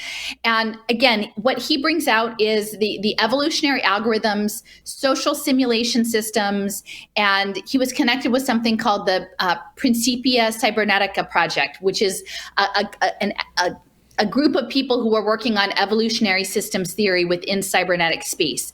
And one of the people, including in that space, who's off this map is Ben Goertzel of Hanson Robotics and Sophia the Robot. One of the other individuals connected to this, his name is Cliff Joslin, and he was working at Los Alamos Labs and with the Department of Energy in systems modeling and something called biosemiotics. And so if we understand computational biology and communication theory, that they're looking to use life systems as communication conduits, really, in the cybernetic program. And it's all connected to complexity, managing complexity, modeling complexity, and guiding the complexity. I think that's where we're at with the social systems evolutionary process. And it's being done through simulation and the digital twinning. And some of this was coming through Evolution, Complexity, and Cognition group that was affiliated with the Santa Fe Institute. Again, connections with Santa Fe and Los Alamos, is doing the systems theory modeling. Again, imagining us as the termites with our stigmergy, leaving remnants in the space to shape the people who are following behind us in building up social systems towards a certain end. And I think the end is where Ben Goertzel was taking things, right? Which is, in the interim, put your brain, use your data to create an artificial consciousness, use your data to build a quote unquote sustainable cybernetic world. And then eventually all of that data through Ocean Protocol, through Singularity Net, creates the global cybernetic noosphere, right? The counterfeit noosphere. I guess I just put that in here. I talked about this already, but that you need some freedom for the systems engineering to happen. If everything were rigid and fixed points, there would be no systems engineering. And so the free markets, the ideals of democracy are central to the conversation. And that is why it is very problematic to frame it as a Chinese social credit scoring system and not take into account that actually the very fundamental aspects of our economic system and our democracy as we understand it are part of the cybernetic construct. It's built into the cake. And I think that really what they want to accomplish, as Jeremy Bentham, he spoke of the panopticon, the idea that we self-monitor, that there is some overarching system and that we will behave appropriately because we are always under watch. But it will be inverted in that the panopticon will become the entire world. And as we are conditioned to self-regulate, the panopticon will not be a single point of observation, but will be fully internalized, will be the nanobot economy in our mind. And that we are being trained right now that our digital twins are our assets, that our participation in the system allows us to create value in the new economic system, that our data is this, that we are our data, that they want us to agree to be a commodity and to be an asset class. And the image that I had used about the World Economic Forum, the emergence of this new asset class, the idea of this woman who's jogging and she's being chased by her metadata, right? Or she's throwing off this digital dust, and that somehow that digital dust gives us value in the cybernetic globalization 4.0, in society 5.0 as these cyborg avatars. And I would say that can only exist within a utilitarian positivist outlook. That cannot actually exist in the construct of a sacred reciprocity. It can't. And that's why I continue to assert that indigeneity, worldwide indigeneity, no matter where you are, your relationship to your land and your culture, that is central to what we need to reclaim, not in a confrontational way, but in a mutually respectful way, to reclaim our connections to our sacred practices, faith practices, food practices, language practices. They're trying to rip all of that out to create a homogenous thing under the guise that it is respecting life, but is the ultimate disrespect of life. Well, it won't be homogenous. I mean, we'll all have our own unique avatars that we can create ourselves. Well, once they get to the highest level, the world brain, like the world brain program is homogeneity. Right. But they're using our personalization to get there. And then just for people that are watching, a lot of people are like, what's a panopticon? Do you want to just really quick, just explain what a panopticon is for people? Well, it's actually quite interesting because of my personal situation, that the neighborhood that I live in Philadelphia, the dominant landmark in my neighborhood, which is Fairmount, is Eastern State Penitentiary. And it is one of the original panopticons, it was a social reformist engineered prison with a radial design where there was a watchtower in the center, and all of the cells that whoever was stationed in the middle was a social efficiency measure too, right? Was that they were under watch at all times. But they were at a distance from the guards, so you could never tell when you were actually being watched, that you eventually internalized that you were always being watched. And that's sort of the pan, meaning the panopticon, that there was this one viewpoint that was all seeing. Now, I would say right now what we're approaching is maybe a omni-opticon, maybe like a universal opticon, that it's inverting the idea of the single point watching everywhere out, and that we've internalized so that we're actually, all of us are the panopticon watching each other and internally monitoring. Like if you imagine maybe the panopticon becomes the neural nanobot in your mind that you know it's there, and that you condition your behavior by the fact that you're under perpetual surveillance and monitoring. Right. When I was thinking about that, because, the idea was you don't know if you're being watched or not. But, with the new system, you are being watched all the time. And that's at least what they're moving towards. They're not. That's the goal. I would argue they're not there yet. And it's interesting in the Quaker background of Eastern State Penitentiary is that it was framed as a modern prison. It was framed as a way of initially the prisoners were all isolated. They had no contact with the outside world. I mean, actually, it's quite amazing for the hive mind when you think about it. They had one skylight, so they couldn't actually see directly the outside. They could only see the sky, and they were supposed to be penitent and reflect and think. Now, eventually that went out the window and they had multiple people in the cell, but you had no human interaction. They would have a little slot in the door that you would get your food, but you were literally, and they said that they thought that was modern and wonderful, right? To re-engineer people for society. And at that point this is the early 19th century, it was, I think, early 19th century, mostly theft, criminals. But this was done, like the Pennsylvania Prison Society, and I would have to look it up, but I would suspect it probably is underpinned by the whole Quaker ethos of penitence and reflection. And so now, again, it makes perfect sense that the impact investing panopticon space has this benevolent outlook, right? It has this, like, we just care about you. We just want you to be reformed so that you can come back into society and act properly, right? And if you're in Philadelphia, you can actually tour that prison. It's pretty interesting. I went on the tour when I was out there one time, and yeah, I don't know if we can all tour it anymore, Jason. You would have to check. Oh yeah. I guess maybe things have changed, haven't it? I don't know. The museums are pretty hardcore in Philadelphia. Oh shit. Which is sad, which is ironic and very telling. But yeah, I don't know. I'd have to look up Eastern State, but look it up online. It's quite fascinating. When Dickens came to Philadelphia, there were just a couple things he wanted to see, and one of them was the Eastern State Penitentiary because of its modern ethos. Okay, so these are just sort of some summary tweets. Sometimes I get a little frustrated, but I feel like the closing messages is, don't stop paying attention to Musk. I mean, there's some interesting things. Again, his grandfather, the technocrat chiropractor pilot, that's kind of interesting. And the idea of his business holdings, even though he's probably, the nature of his involvement in those business holdings is probably not what we think. We really need to understand that Twitter is a toy of MIT. Twitter is about the systems engineering through sensor networks and digital currency systems and social transactions, mirroring society and twinning society and simulating society and engineering society through the digital exchange. And we really need to be looking at what MIT has been doing in the cybernetics space since the Macy conferences, rather than just fixating on personality. And that all of the people, there are many people who follow me on Twitter.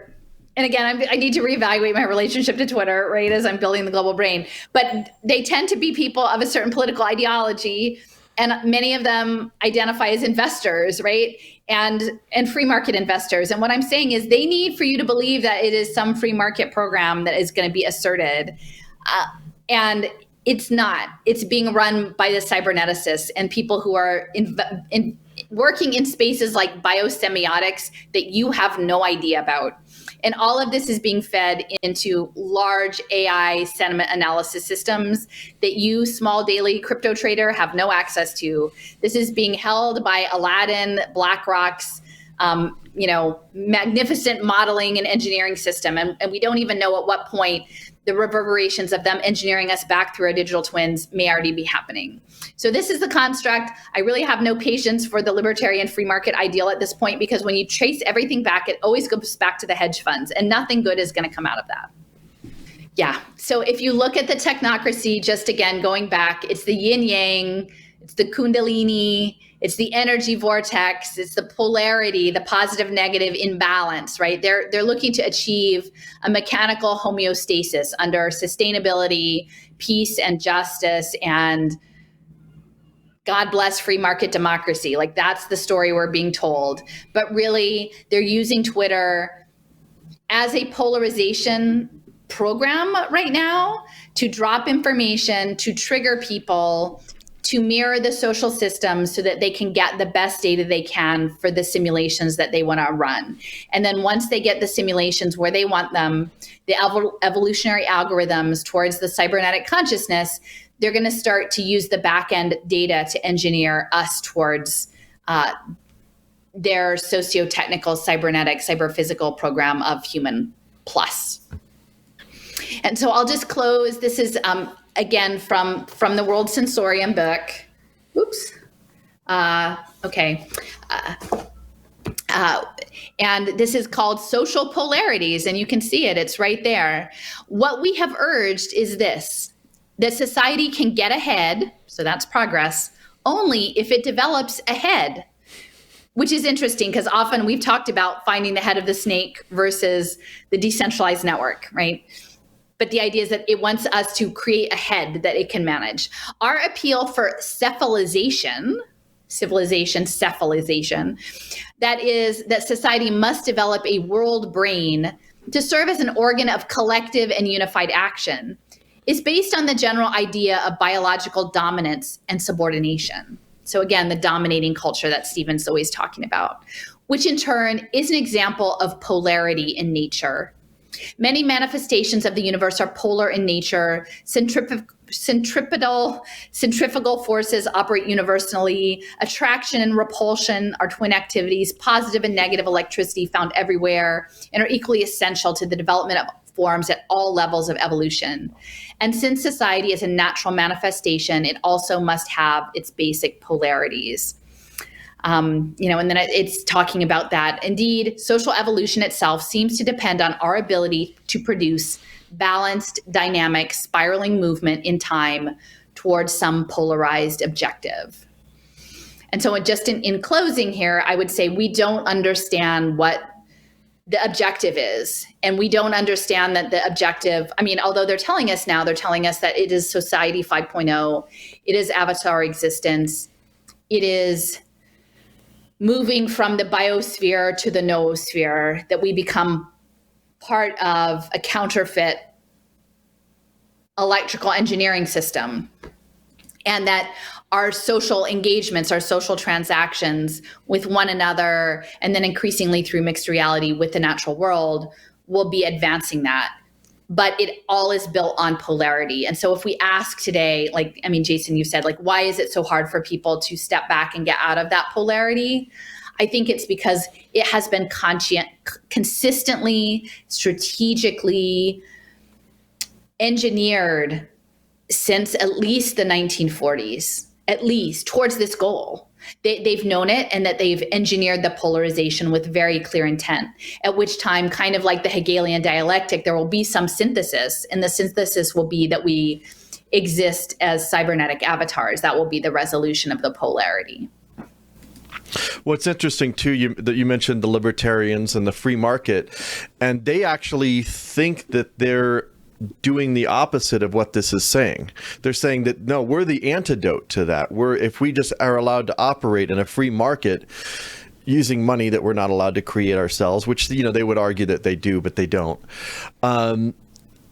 That's actually doing the opposite of this. And I was thinking about, as you were reading this, I was thinking about how markets can be shaped. The hive mind can operate in markets. Wall Street, you get a whole bunch of people. Oh, everybody's buying this coin because it's going up, even though the whole thing's fake. It's manufactured. Yeah, people are making money off of it. Fake money. That's fine, whatever. But people are thinking that they're operating in some sort of free thing, but they don't realize that even they're being shaped by the value of things going up and down. These artificial values that are being manipulated in ways that they don't even have any clue about. But then everybody moves over here, and then everybody moves over here. But the Wall Street, in many ways, is kind of a hive mind, even in the free market. Yeah. I know they would say it's like crony capitalism, or they're doing it wrong, or if we just got back. But what I'm saying is if you go all the way back to John Stuart Mill, and you look at Bentham, and you look at these ideas, is that essentially, and that's what's interesting, because many people who are, I don't know many, but it seems like people on the conservative side, and not necessarily libertarian, but there is also a centering around faith and religion, right? And so what the free market, liberal economics, is to separate that, to sever that out. Or if you're going to incorporate it, you're only going to incorporate it as a mathematical equation, not as a living dynamic social process. It's something that has to be regulated. And so it seems like those pieces are a bit at odds with one another. And I would just say, I just don't think people understand what they're in. They haven't zoomed out enough. Like maybe they've zoomed out from the dual party system to say, okay, I don't like either of those. Like, oh, I'm libertarian, now I'm anarchist, I'm, anarcho-capitalist, or I'm sorry. But then they haven't realized to like, oh, actually we're in the petri dish, cybernetics, complexity theory, emergent behavior. We're not quite to that point.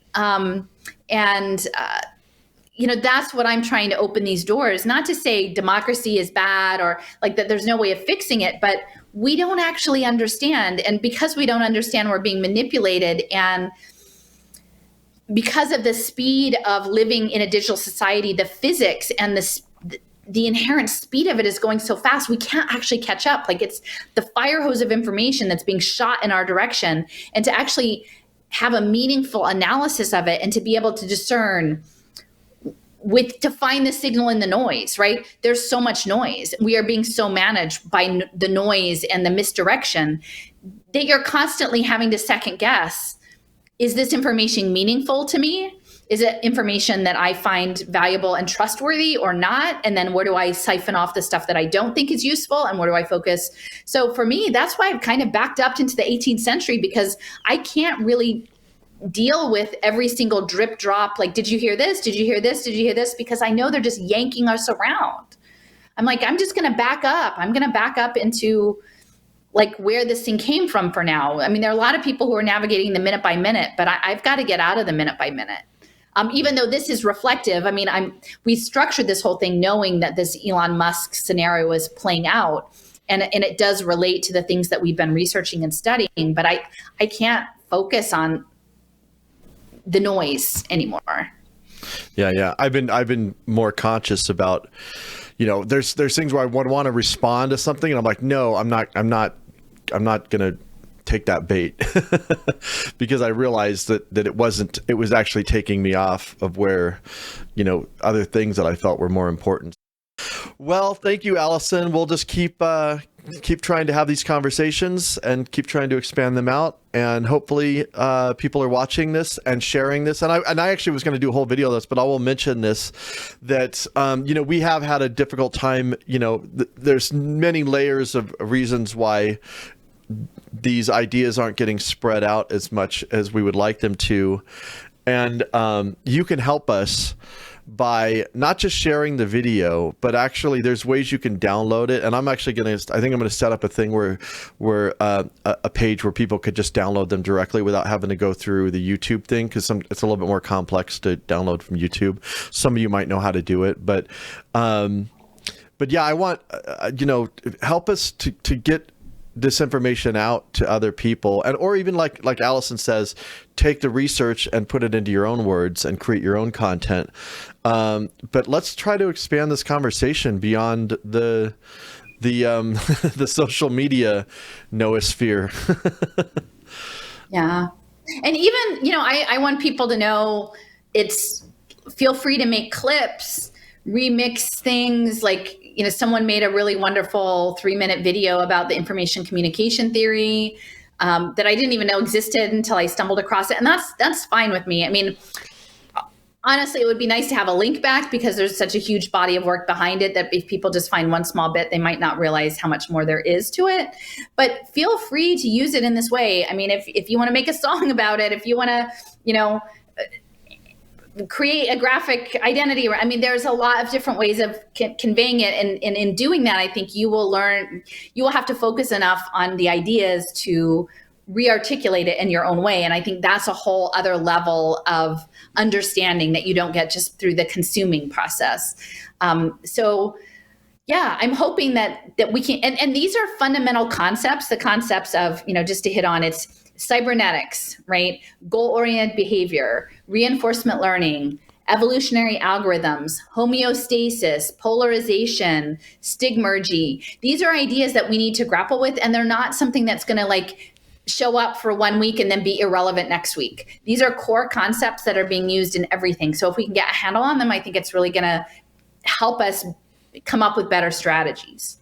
Yeah, and a lot of people complain to me, and they're like, "Oh, this is too much information." It's like, it's like somebody said word salad. Well, it's not really word salad. It's just there's a lot of these terms that you're not familiar with, and I wasn't familiar with a huge chunk of this stuff. When I first started doing these videos with Allison, and even back in high school, I used to like intentionally try to read books that were beyond my comprehension. But I had a dictionary, so it took me a while to get through the book because I was constantly having to look up words. I'm like, what does that mean? But I kind of forced myself to do that, and you'll learn that way. So I just would my advice is just be patient with it, and if there's something you don't understand, maybe pause the video, do a quick Google search, like, okay, what does that mean, and you'll I think that we've been conditioned, and myself as well, I can be lazy but we've been conditioned to just have this this information presented us on a platter that's really simple, that also aligns with our foundational beliefs and things that we already think we know. And I think we need to like be a little bit more proactive and kind of step out of that. I mean, I'm trying to do that myself. I'm not saying that I understand all this stuff and the consequences and all of that. I'm still constantly trying to wrap my mind around this. So just be patient. But please, I hope people stick with this. And I have to say, like, people can do that work. They can put together a dictionary. People keep saying, can you make a dictionary? And I'm like, well, I'm racing to the next thing. Like, I'm trying to, like, all of this is, I'm self-taught. I'm learning this. And then I have another piece, and my satisfaction is kind of finding the next big thing, rather than sitting around and just focusing on, which, okay, it may be a detriment, but feel free to make it, like, feel free to use this and create something to share with other people. Like, I think we can all be co-creators in the space, and I have no particular status in this. I'm really learning as I go. And if it's not suiting you exactly, then figure out something that's interesting enough to you to spend the time with it, and you spend the time, and then you make some content, or you figure out a way to share that part out. I think if we all did that, then we could, exponentially spread out the information system in different ways than just waiting for me to do the thing. Because I don't really, somebody put on one of their YouTube channels, hey, Allison, you need to write a book. You need to do this. You need to write it. I'm like, I don't take orders, really. Like, no offense, but I'm on my own thing. I'm doing my own thing. And to the extent that you want to tune in and see what I'm up to, that's cool. But otherwise, I don't place special orders. So, but you can do it. I totally encourage you to do it. I think that would be great. Yeah. And also too, like, I think people throw obstacles up just as a way to avoid dealing with it. And the biggest one that I hear all the time is like, well, what's the solution? What's the answer? And I'm like, what you and I, for that matter, don't fully understand the problem. And I do know whatever the solution is, it absolutely involves a fair amount of people actually understanding what the problem is. So in a way, we are working on the solution. We're working on at least step one of the solution of understanding the problem and helping others to maybe understand the problem as well. And, you don't have to know the whole thing to move forward. You don't have to have the end, this is how we're going to stop this thing. But we are not going to stop anything if we don't understand it, because we will just be played, over and over again. So, I just wanted to say something, to mention that as well, that it's like a diagnostic.